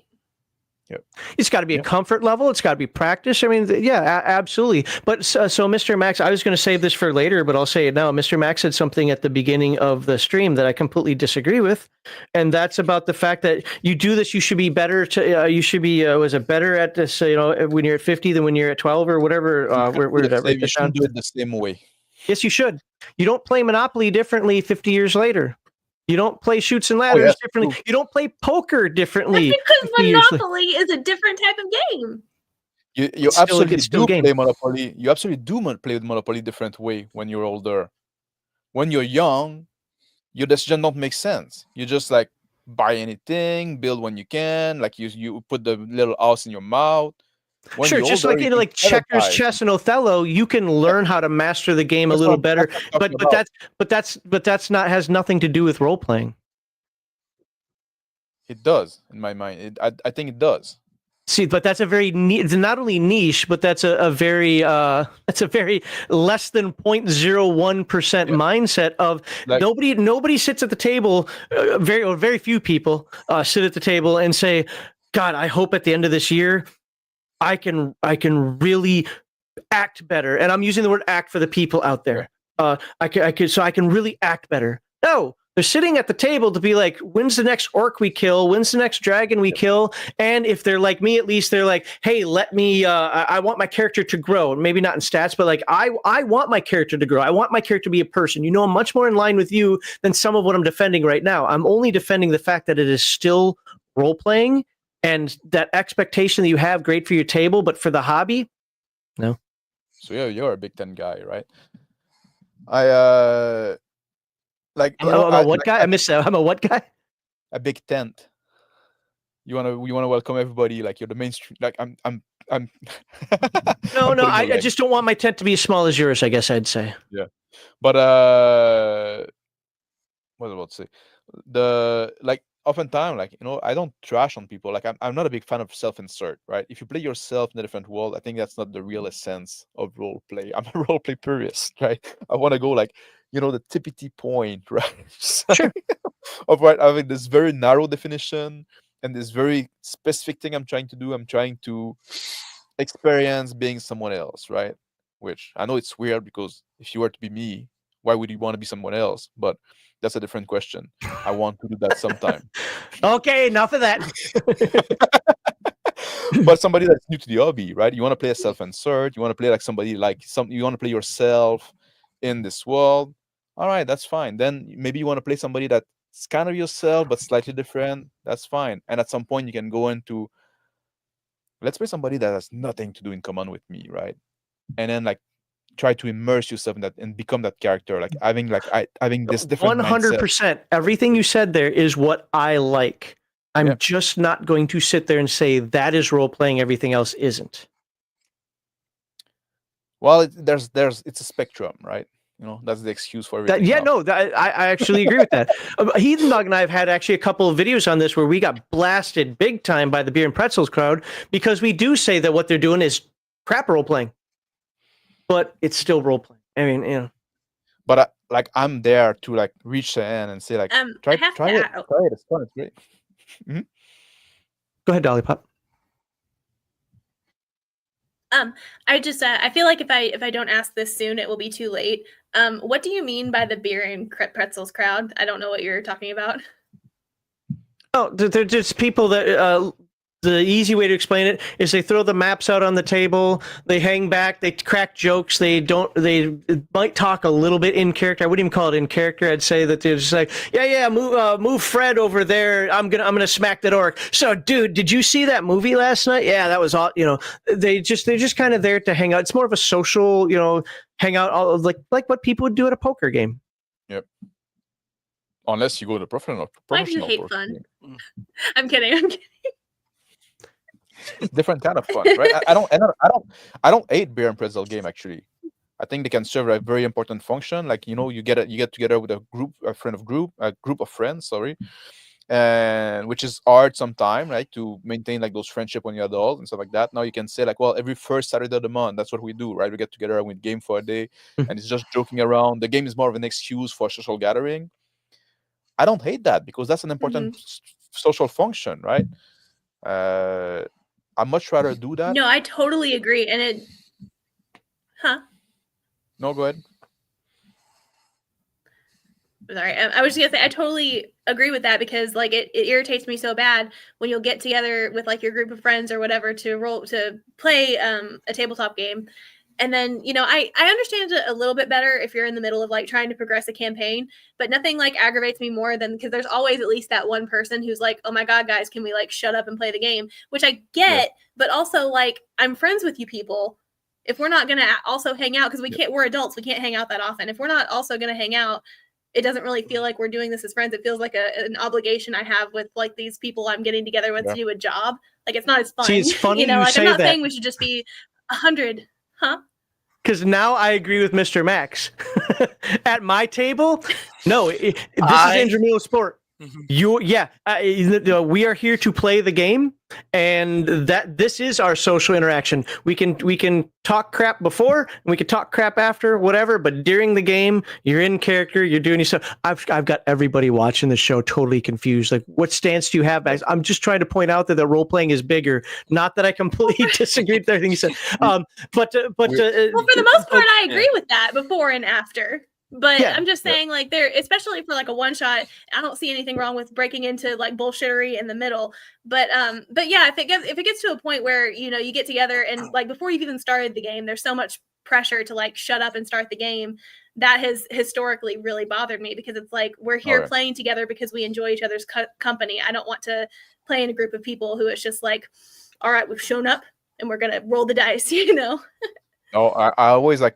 Before the game, I think it's good to have like some time just to do the social thing and stuff like that. Talk a little bit, get it out of your system before we start the game. Yeah, and save some time after the game. Like, don't like, oh, the game is end, like finish, like close your book and go home, right? No, keep some time, talk about the game, talk about what happened, what you like, stuff like that. But also like just like show those jokes that you didn't get to make during the session, because those jokes I think do break immersion, right? If I'm like, I'm there, I'm in the scrum and this combat, and then you crack a joke, oh no, suddenly I'm not there anymore. No, like I have like a fucking like 80s you would hate playing with me. Yeah, probably. but see, I think even Mr. Max.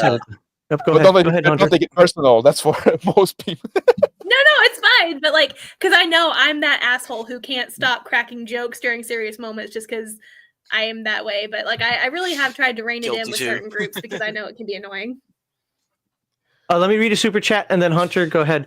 1999 Law Dog says, I might play a pickup football game with my friends, but we don't stop on the field to shoot the shit during play though. Okay, yep. Absolutely. No, I'm with you on that. You're talking about the play. You're talking about I play defense. So you're talking about what coverage you're going to do. You're going to talk, are you going to play some zone? Are you going to actually bump? Or are you going to stay loose on them? Whatever. Yeah, I played cornerback too. What are you going to blitz a gap? Absolutely. That's what you're talking about. You're not talking about, so you and your wife ever tried that new exercise bike you were talking about? Hut, hike. No, like you're there to do whatever that hold is. Up. I have a counter for that. Okay. Counter it. I have a counter for that though. I've spent many a childhood day on a golf course with my dad, listening to them talk about bullshit and not finishing the stupid game so we could all go home. So, it really kind of depends. And I feel like for tabletop games, that's one of the ones you can bend that a little bit because you can't really stop a football game to start shooting the breeze with each other. But like there are other games that you stop and just talk about nonsense in the middle of.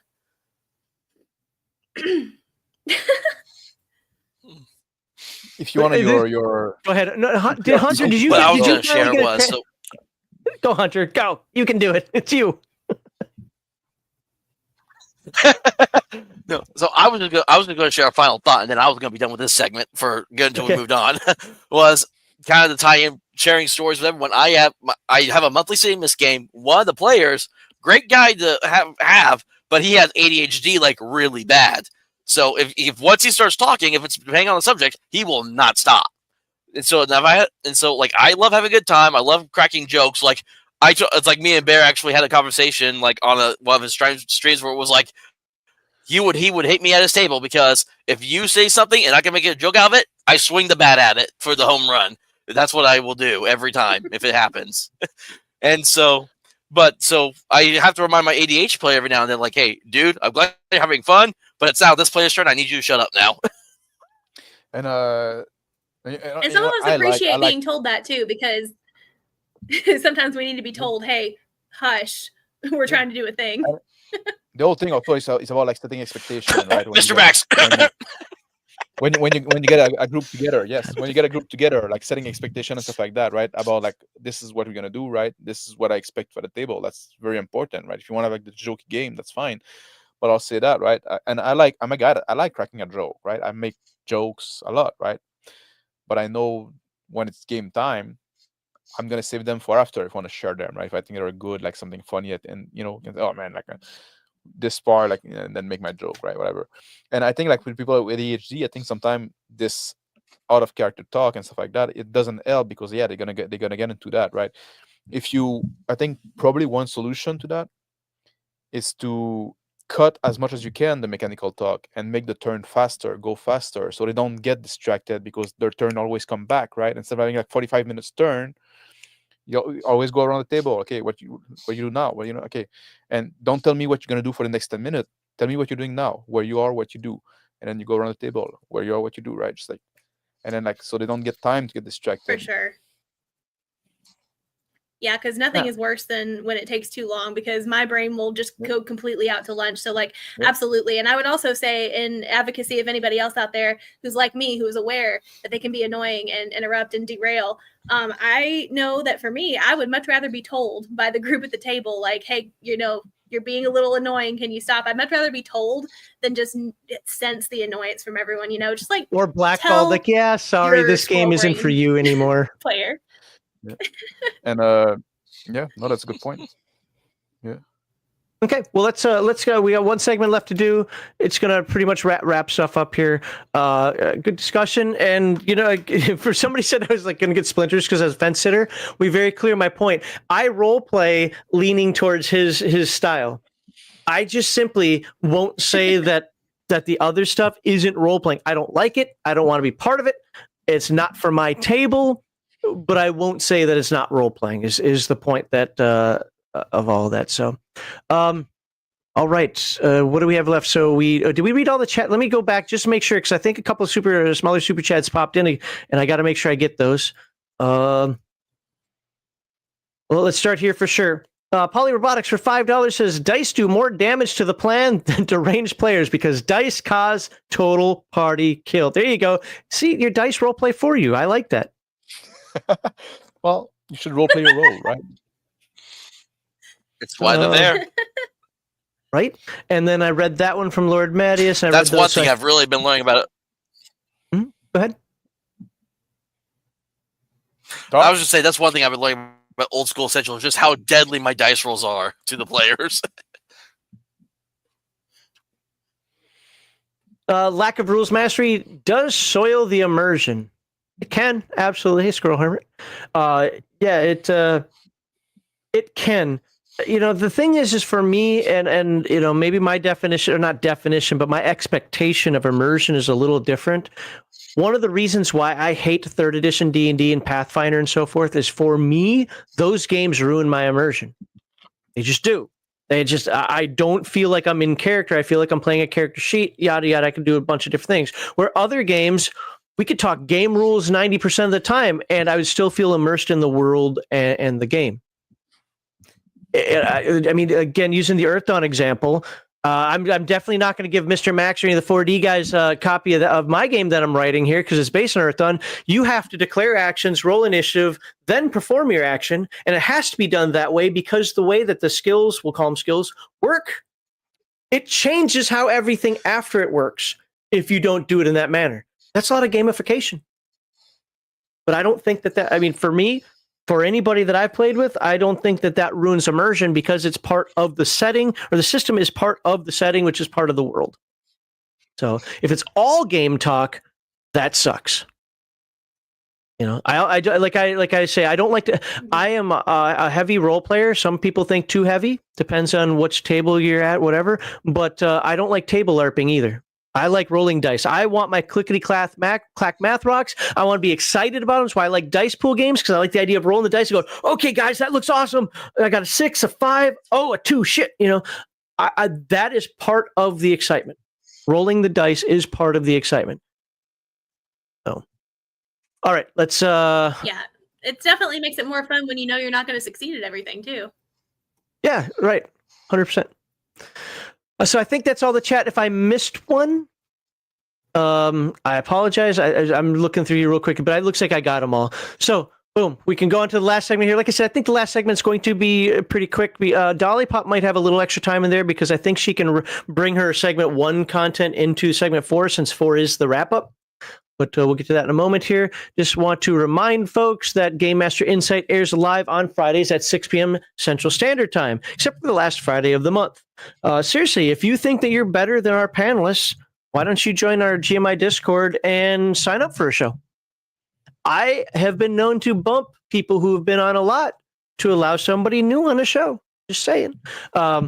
But once this live stream ends, the full live stream will remain available to YouTube members only, while these 4 panel discussion segments will post to the public a month later. If you enjoy this discussion, please like this video and subscribe to all the panelists' channels, which you can find in description. All right, Mr. Max, you back? Yes, you are. You ready to end this? You ready to wrap this up? Talking, yes. Balancing tradition and profit, but as I like to tease, I get him ready to go, and then I say, "Nay, sir, we're going to start with Dolly Pop, Dolly Pop." Indian version. Before that's an Indian version. There you go. Before we go into the last segment, we're going to have our panel briefly remind us who they are, what content they create, and where you can find them on the internet. And we're going to start with Dolly Pop. Okay. Well, you can find me on YouTube. I make commentary videos and movie reviews, and lately not so much about TTRPGs, but that will probably change because I still enjoy talking about that too. And yeah, that's it for me. Okay. And then we have Hunter. Same thing, sir. Please remind people who you are, where they can find you. Yes, once again, I am Hunter, aka the Ultra American TTRPGer. You can find me on X, YouTube, Rumble, and I actually did a live stream last night with a friend of mine. We were discussing about AI. Is it friend or foe? Skynet, Johnny 5? Who knows? So just talking about how AI has impacted our culture. And like I said at the beginning of the show, keep your eye out for Wretched Dixie, which tells you how to play a Civil War campaign using the Wretched RPG system. I'm not going to say the name of it because I don't know if it's classified or not. But they're talking about pulling me over into, because I work for Wargaming, into the Air Force's AI program because I quote unquote don't have a real job. That's BS. But so I might be working on Air Force AI. I don't know how. I don't know crap about programming, but So when the AI takes over the world, sky. All right. And Mr. Max.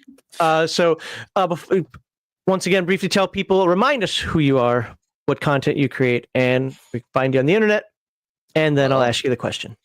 If you want to get all my hot take about role playing and those very pointy definition and elitist kind of bullshit content, you can go to Reaction Your Principle Gaming.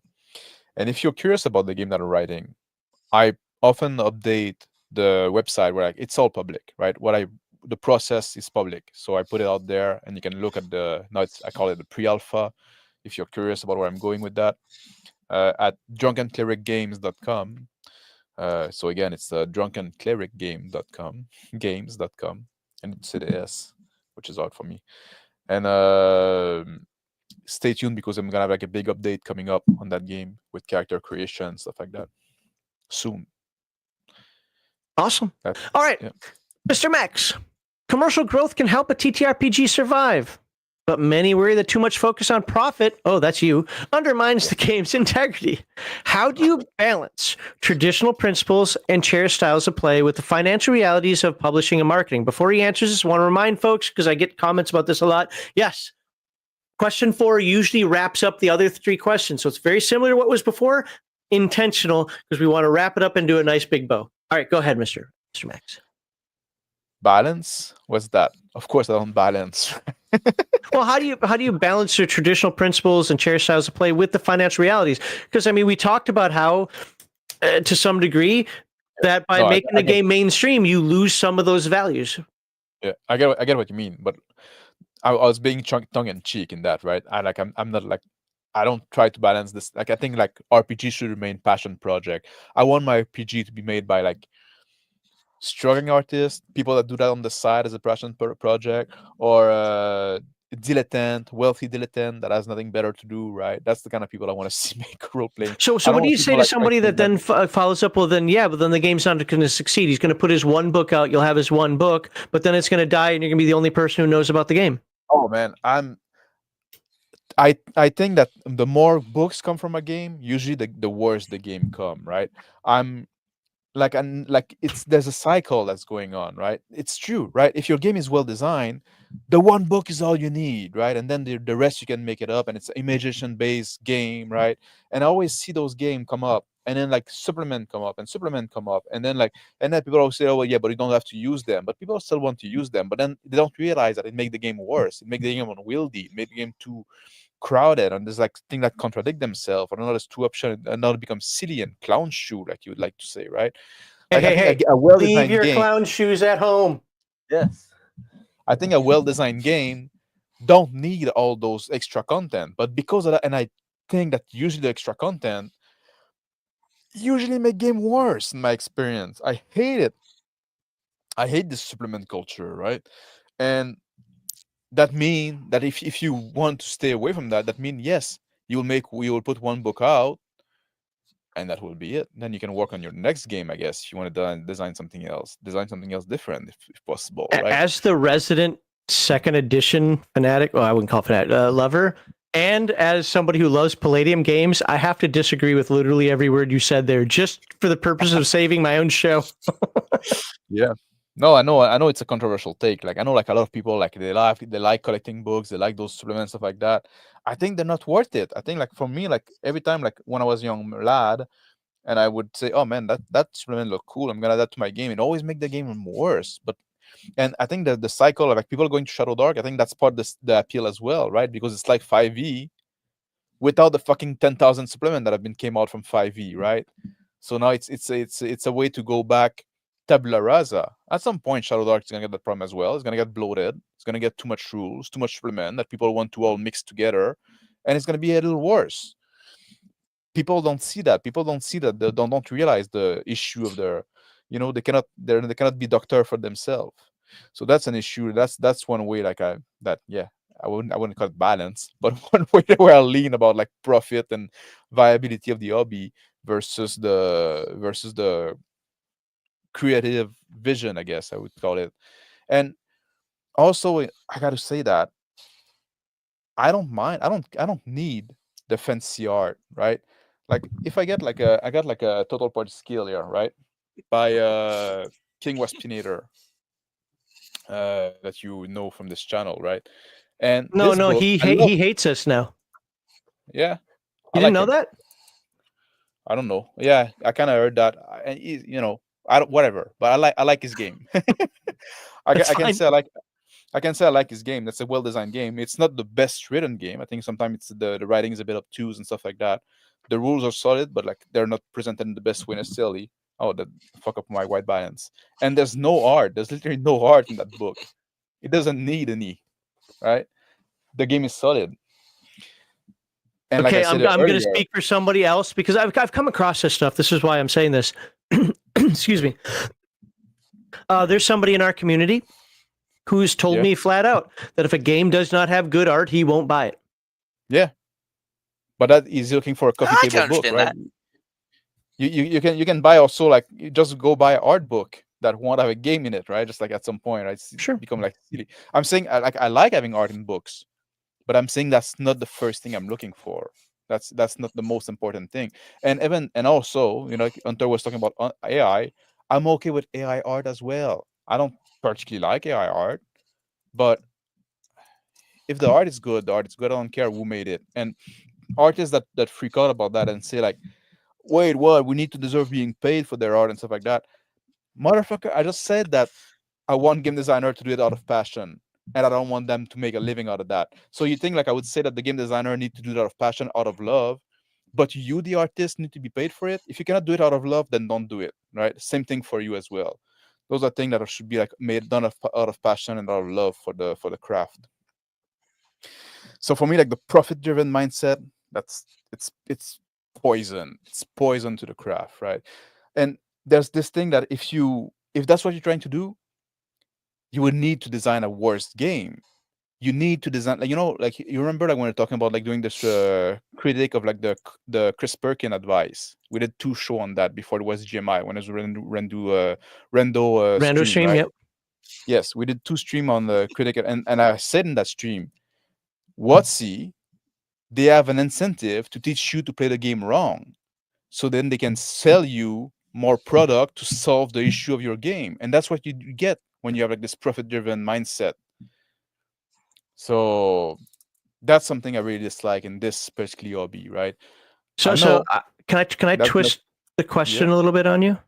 Yes. Because we got that the profit motive isn't something that you like and so forth, but let's talk about the fans for just a second.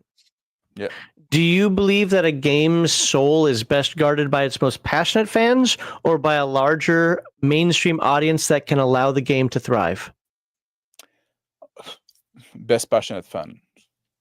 Certainly best passionate fan.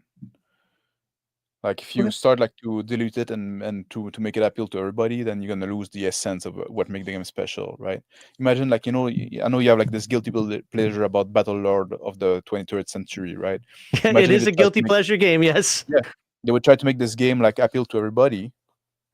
It would just become like another game that they did. 7th edition tried to appeal to more people, and I bet you hate it. Well, we have an entire series about how we both Heathen Dog and I absolutely hate it. The guys who wrote the game snapped at me too, because we like, well, why don't you just go play the other edition? Because we're reading your game, and I have this big paperweight of a book, and I'm gonna cover it. But we didn't like it. Yeah. I like like I said, I like design by vision, right? Bastard Sword, the game I'm designing now. What? I want to see you 4D guys do Battlelords of the 23rd century, 4th or 6th edition.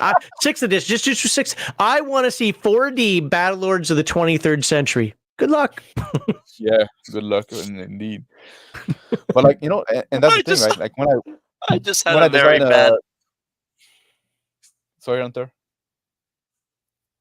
Go ahead, Hunter. No, go ahead, finish your thought. I just had a really funny idea. Because you're mentioning games feature 4D, I now want to see 4D thirsty sword lesbians. That people still talk about doing a 4D man. We need to do 4D man at some point, but the guys need to get a little fitter before, especially Phil. I'm calling him out, but the game I'm designing, Bastard Sword, is definitely a crunchy game, right? But that's the question I'm trying to answer with that game: is can you have a game that is crunchier, but where the crunch doesn't get in the way of roleplay, of immersion, right? And serve it in sense, right? That's the question I'm trying to answer. The next game I want to design after that is going to be a biker game. And the question I want to answer with that next game, and I need to put that on the back burner because I want to finish Bastard Sword first, is can you have vehicular combat that does feel fast, right? That's designed by you're trying to solve something. You have a purpose in your game you're doing. That's what I want to see more. I want to see people like passionate about the hobby that try to bring something new to the hobby and do it out of love. That's my point. You have a follow-up from me? No, I asked you to follow up. No, but I think I agree with you on pretty much. I'm on the side of niche. I do disagree with you on the supplement side of it, but I can understand. Because look, people complain about 5e and they complain about 2e. Oh my god, all the supplements ruined everything. I've said this a million times. This will be 1,000,001. The difference between 5e and 2e when it came to supplements is that in 2e we just said no. I want to be this kit. No. I want to be this rate. No. I want to know. Yeah. But most people can't. And And also, to be fair, right, when I say like supplement, like that's not an absolute statement, right? It's Sure. generally they make things worse, right? Like I get it, like some of them are actually good, but in general, not. A lot of them are clown shoes, right? Yep. And it's like, Hunter what's and the next thing Dolly, we do you can have throw in? anything What's for? the next thing we can throw in that game, right? That's that's always like it seemed to be at some point that's what it gets to, right? Oh, okay, we need a new product to shill out, like to make some money, right? To get this company afloat. What's the next thing we can throw in that game? Oh, we haven't done the animal people or what, it doesn't fit in the game, but throw them in because people like that and it's gonna sell well, right? Just like kill the game at that point, kill the company. Do you guys have any follows from Mr. Max? I think he's drinking now. He's starting to talk a lot. No, I got nothing. So Okay. I definitely disagree about the book thing.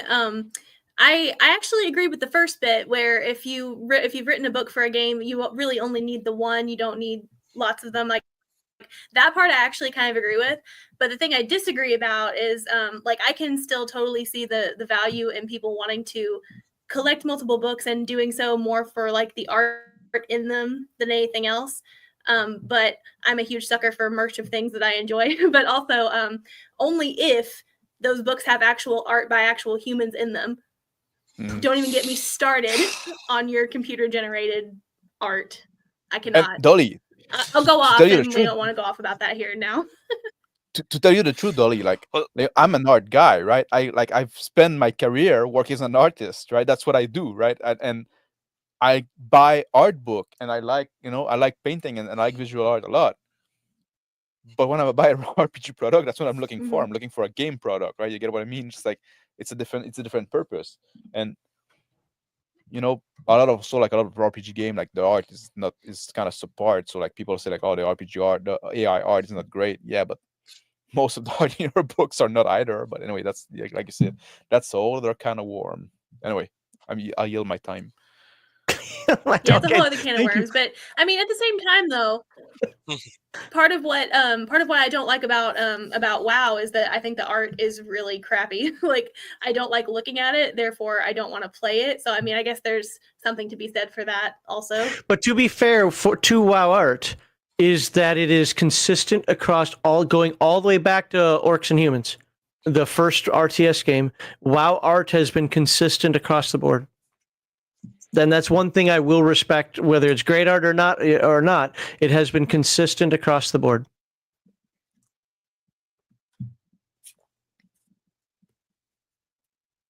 Okay. Yeah, no, I was wanting to give like somebody else a chance to talk, but I think I think that consistent art is something I appreciate as well. Good layout, stuff like that. I like those things, right?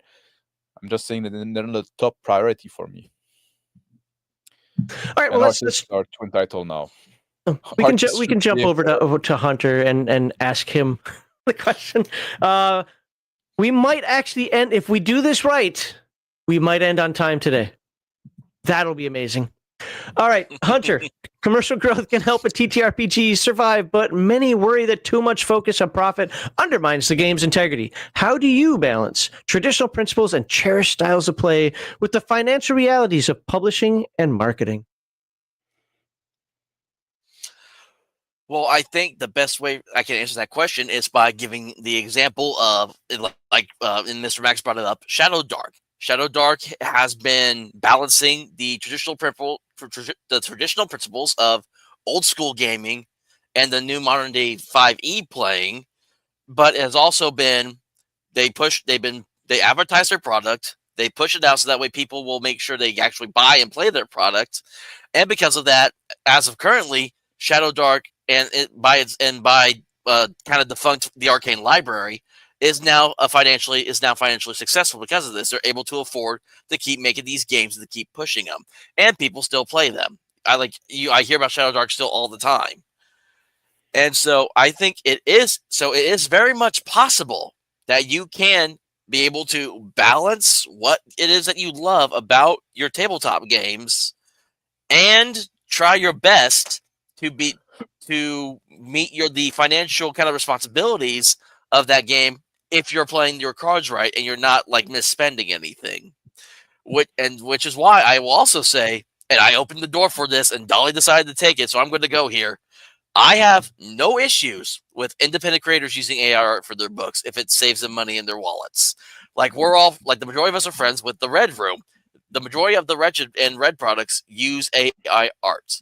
Is it the best? Not all the time, but it's still decent to be put in their books, and they make some profit from it. Not a whole lot, but they make some profit, and it's still great old school gaming in their own right.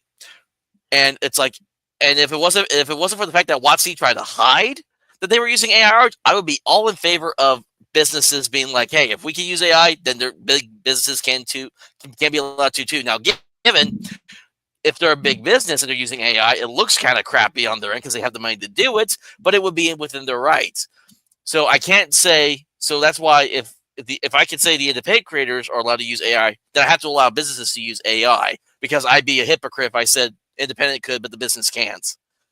And the whole anti-AI thing that keeps on going, not just in the hobby, but also in all other parts of culture and other hobbies as well, is just ridiculous, because what it comes down to is good artists will still be paid for their work. AI is not going to put everyone out of business. It is the insecure fuckwit artists that are out here that make you pay $600 for a one-person commission that they spend 3 months then on to make, and it's not even half done part of the time.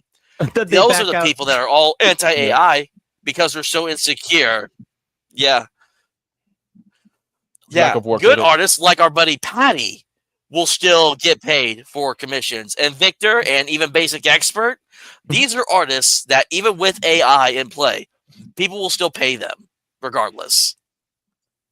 Mm-hmm. No, I agree with that. And I think like you said, like the artists, like a lot of them, like they play so stupidly. And also, like, why not then just say like, oh, we should have like I want my RPG to only have art that have been done with a brush and paint, right? And then like you may take a picture of it and put it like, just like, that'd be ridiculous, right? Just like digital thing is a thing. At some point, it's just a tool, right? What was that noise?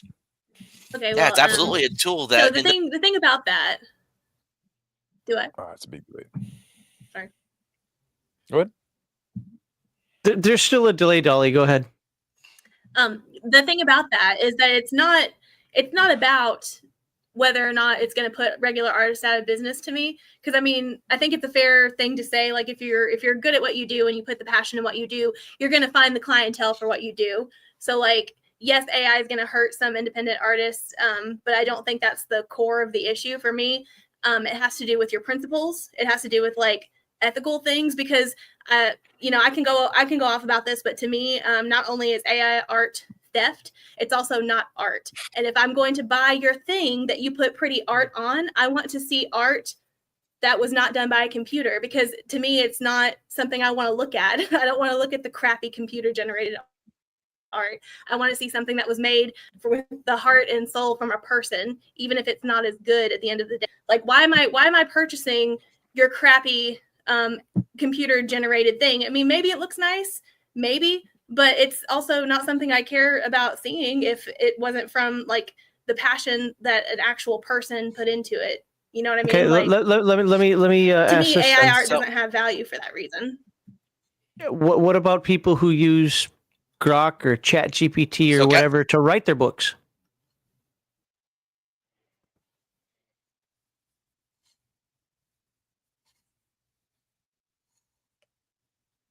Did you hear that or no?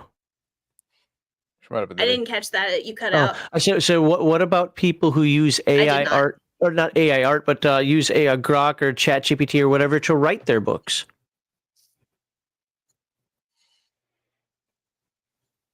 Trash. I hate it. Your book has no value to me now if I found out that you did that. And like, I know that that's harsh. I get that. But also, like, learn the skill, because I don't want to see what the computer can do. I want to know what you can do. You, the person. Like, yes, you can argue that I'm telling the computer, like, I'm feeding it the info to work with.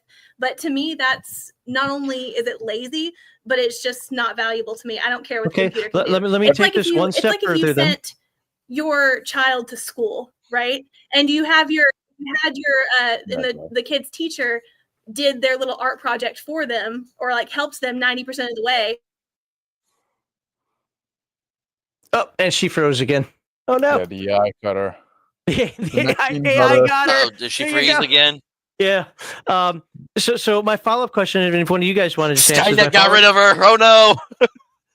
my follow up question to this was going to just be: I know people. I reviewed a book a few years ago, actually now, a series of books, and I called them campfire stories. The reason I called them that is like he had good stories, but he wasn't a good writer. Yeah. And so, do we want to tell somebody who's got a good imagination, can tell a good story, or can lay down a good story, but just doesn't have the tools for writing? No, you don't get to do that.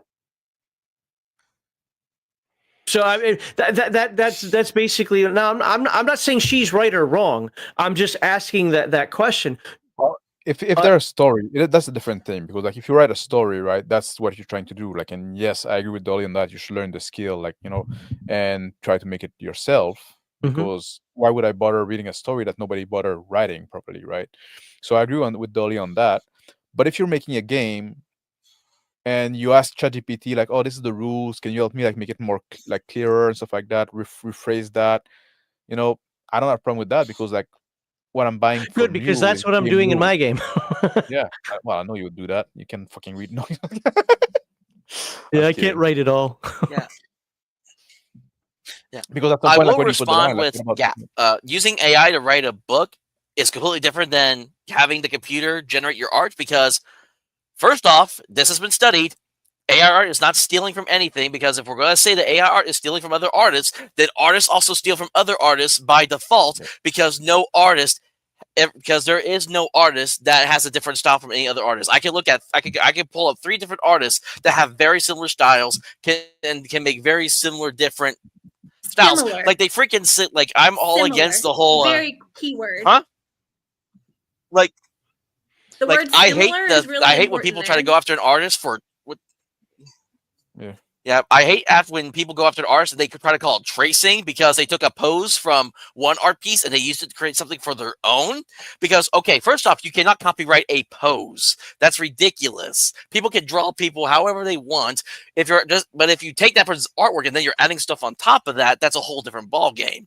But AI art is not stealing from anything, because, again, by definition, that would mean artists are all stealing from other artists if you take inspiration from that person.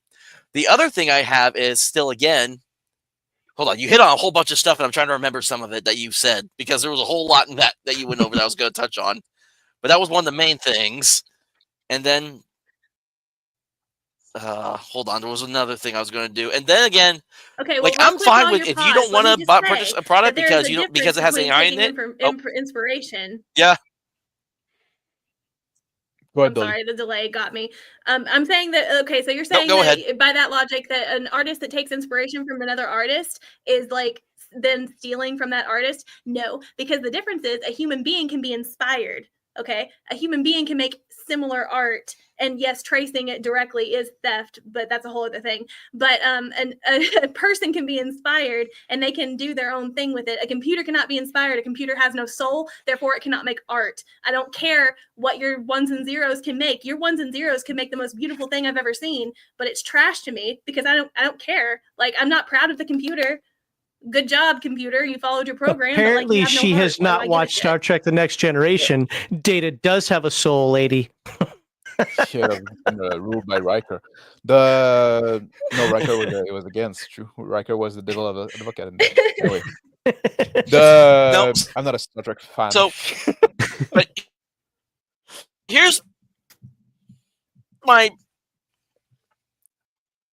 Oh, Hunter's breaking. Oh, now Hunter's breaking. Are we supposed to end the show now or something? Because everybody's like starting to fall off and break up.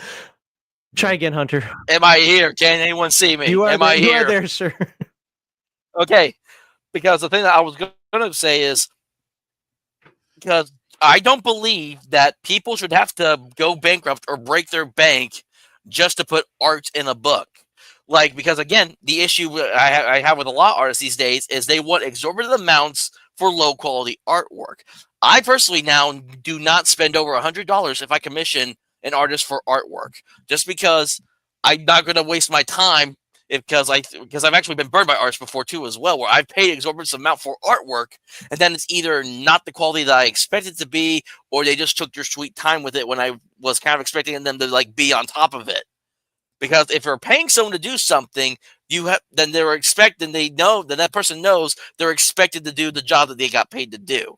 And a lot of these artists that are out here don't do that. And like, especially when you see the artwork that's in the new books that that WotC released, it's shit. It's absolute shit. It's like, and that's not even all of that's. I don't even know how much of that is AI or not. I would like to think that that's not all AI, but it's also hard to believe since WotC got to try to get away with it too and got caught. But there's so much crap that these new artists try to release, and they expect us to be able to pay exorbitant amount for it. No, I would rather see AI put these crap people out of business so that independent people like me can be able to put newer and better stuff out. Well, that's a bit mean, but like one thing I want to say about like what Dolly was saying. So too, basically, right? though, what you're saying by saying that is that you would prefer for artists that the artists are generally, when they're charging that much, they're doing it because they're trying to survive off of their artwork alone. And I'm not saying that doesn't mean that some of them aren't delivering on the quality you expect, but I mean that's for any service you pay for. I don't think that AI art is the solution to that problem. And I've been on Etsy. There's tons of artists who aren't charging quite that much for really good art, which I understand for like a whole art book you would need a lot, but that's neither here nor there. Nobody has the right to work to make a living as an artist, right? It's something, if you can pull it off and stuff like that. But like one thing that Dolly said, right? She talked about like the passion that people put in the piece of art and stuff like that. That's not what happened when you commission somebody for art piece. They're gonna make your fucking art piece the cheapest way they can, the fastest way they can to get rid of it, to get paid and stuff like that. There's no passion in it, there's no love in it. They might swear the whole time they're doing it, right? They're just trying to give you what you want. Maybe not even because they hate what you ask and that's not what they want to draw, but that's what they have to draw, right? That's the reality of being a professional artist. There's no passion in it, right? So there's that as well, right? If you think you're looking at an art piece that have been made by a human and say, oh, he put his soul and his love into that, forget about it. Artists are fucking jerk. I told you I work as an artist, right? Like there's a guy like me that make a living as an artist. All right, let's no, you're just so you guys know, it's good. I mean, it's sometimes having these tangents like this, are good, but we are in a little time crunch today. So I'm going to pull this back in. We're going to take this back off the AI art aspect. I know we're still on Hunter's, really on your turn still. So kind of bringing it back around. So again, being a little newer to the hobby, it's going to be an interesting perspective, but you've also experienced a bunch of different games. You've mentioned that yourself earlier today. Can you point to a publisher design team that you feel has successfully combined authenticity with commercial viability? Well, I mean, I said it again at the beginning when I started the question, was Shadow Dark. I think it's the perfect example of that. And oh no, I do have another example. Troll Lord Games with Castles and Crusades would be another perfect example of that as well. Okay. All right. Yeah. I'm ready to. I mean, it's kind of. I was going to say, I don't think I need to explain myself any further on that one. I just feel like just saying Castles and Crusades explains itself. To be fair, excuse me, Mr. Max, just one second. Let me follow up with it. Just to be fair, always presume that people who are watching don't know what you're talking about. But with that said, I'll give let Mr. Max jump on in here at this one. No, I just wanted to ask him: does the people from Troll Lord Game make them as a full-time job, or do they have a job or other source of income on the side? I just don't know about that. I don't. Malachi would know more than I would, I think. Well, I know for sure. I don't know those details about that either. Because that's the big point of the question, right? Can they stay authentic while still being viable, right, as a company, right? I don't know if they are. I don't know if I don't think it might just be a side thing for them. I guess like Palladium is a good example. I mean, they've been around for a long time, and like we're. So before I jump over and we give Dolly Pop the final question of the night, this AI art thing is something that's been talked about quite a bit behind the scenes, even after some of the after shows that we've had and so forth.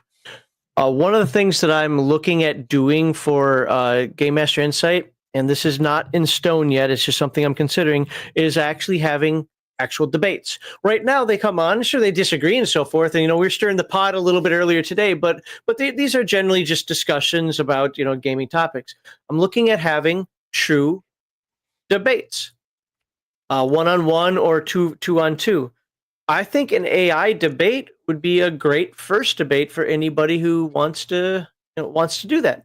So maybe we can get that work out. It would start in July if we do these debate things. It would start in July, but I mean, it's been a hot topic for a lot of people for at least a few months now.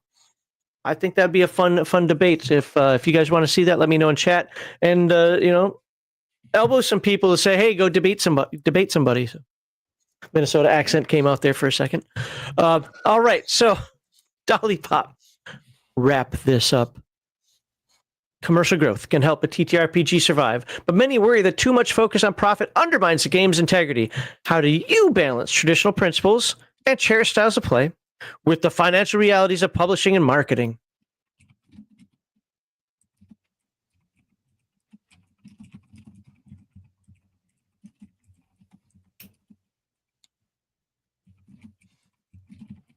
Dolly Pop, did you hear me? Can you hear me? Oh, yes. Now I can, yeah. I heard some of the beginning of what you said, and then you cut out. I'm sorry. Okay. Now, just you do know that I sent the questions. You did read them, right? Okay. So it's question number 4. In case you can't hear me, it's question number 4, but I'll read it again. Yes. Commercial growth can help a TTRPG survive, but many worry that too much focus on profit undermines the game's integrity. How do you balance traditional principles and cherished styles of play with financial realities of publishing and marketing?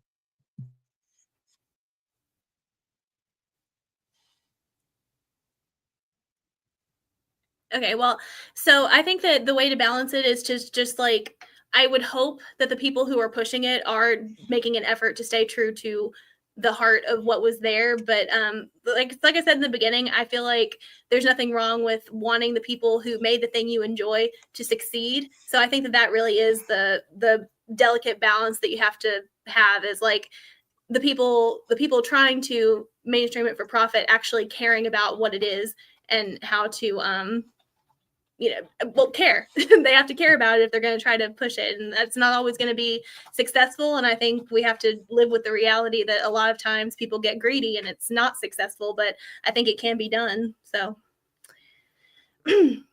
how might a company, in your view, expand beyond the original fan base without undervaluing the preferences of longtime supporters?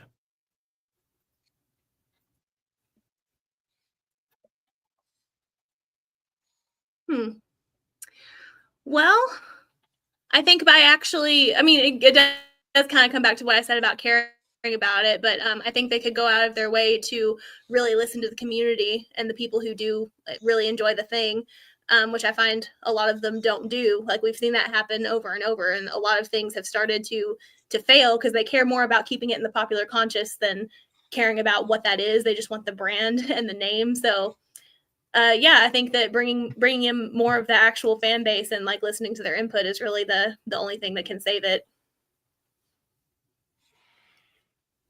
You guys have anything you want to follow up with her on that? Hunter? No? I think they're both lagging a little bit now. I got nothing's popping up in my head. No, I can hear. My brain's empty right now. I'm not popping up with any questions.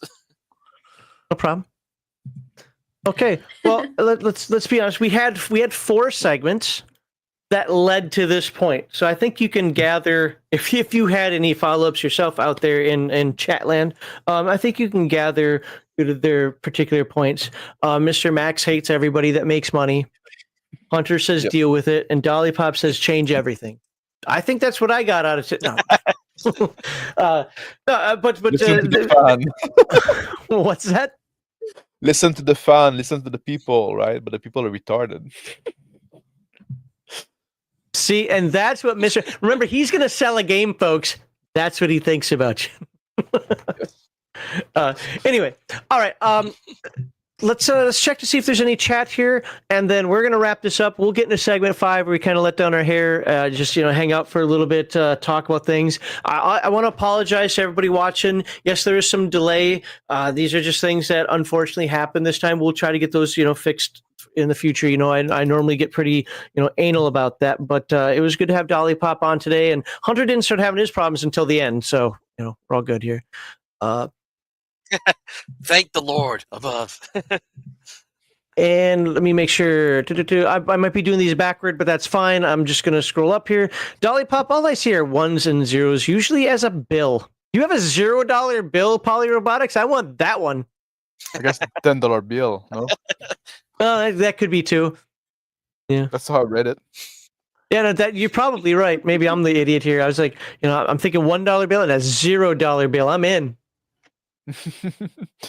So a lot of people would need that nowadays. Empty my bank account, please. Here's your $0 bill, mister. Polyrobotics also for $5. Again, thank you for the super chats tonight. To play my game requires trillions of images, but one rule: imagination. But trillions of images, that's a lot.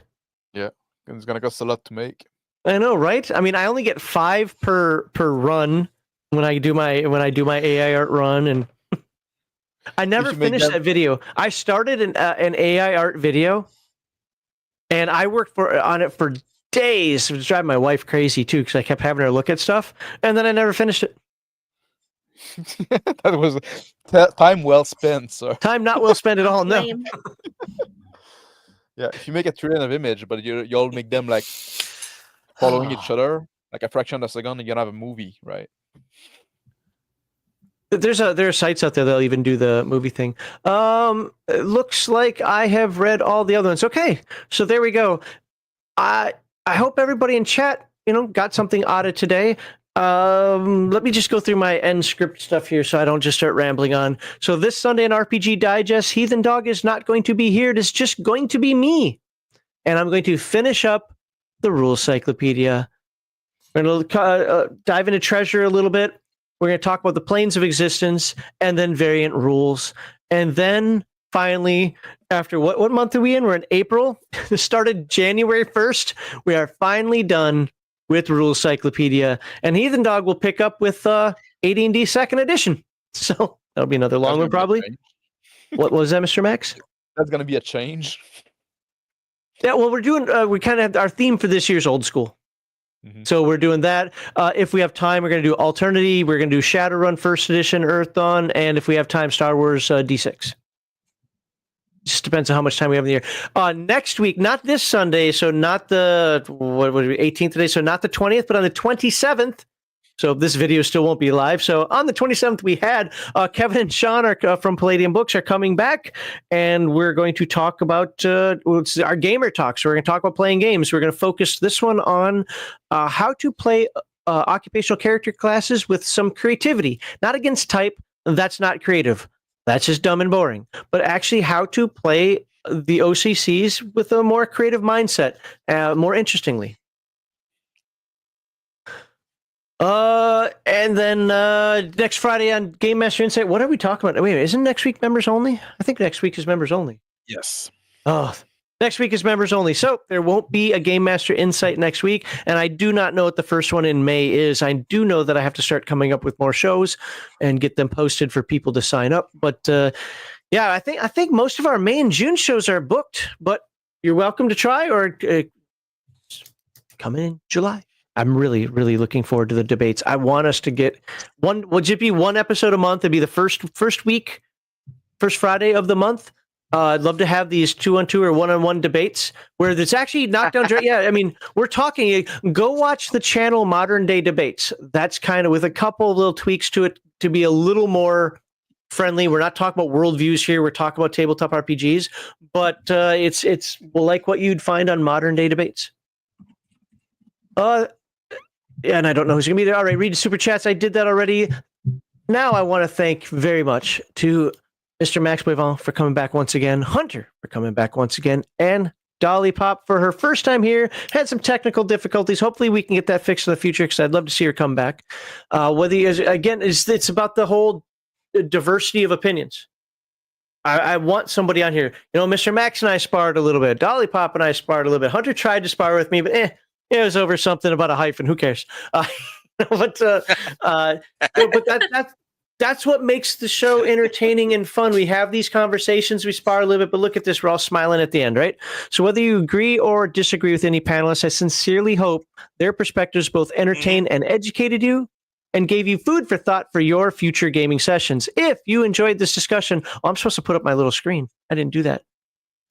Here we go. Got to do the thank you screen. If you enjoyed this discussion, I cannot talk. Please like this video and subscribe to Legion of Myth and to all the panelists whose links you can find in the description. I mean, look at that. Hunter spammed me with 3 links. They're all there in the description. Follow them everywhere. I don't care. Do it. Now, for my final comments for tonight, let's just do the final comments thing. Boop, right there. I really don't have. I have a few notes that I could rattle off, but I pretty much said everything on the stream this time again, and instead of just boring you guys going through that notebook again, we're just going to say that my final comments were said. Other than one last time, I will say, look in the description of this video. Go check out Venture's Kickstarter, role playing like an effing boss. You don't want to miss it. And that's really all I got. So for the folks watching the live stream is not ending. For those who are watching this on video, thank you very much. I'm going to play the credits, and I hope each and every one of you has a wonderful week.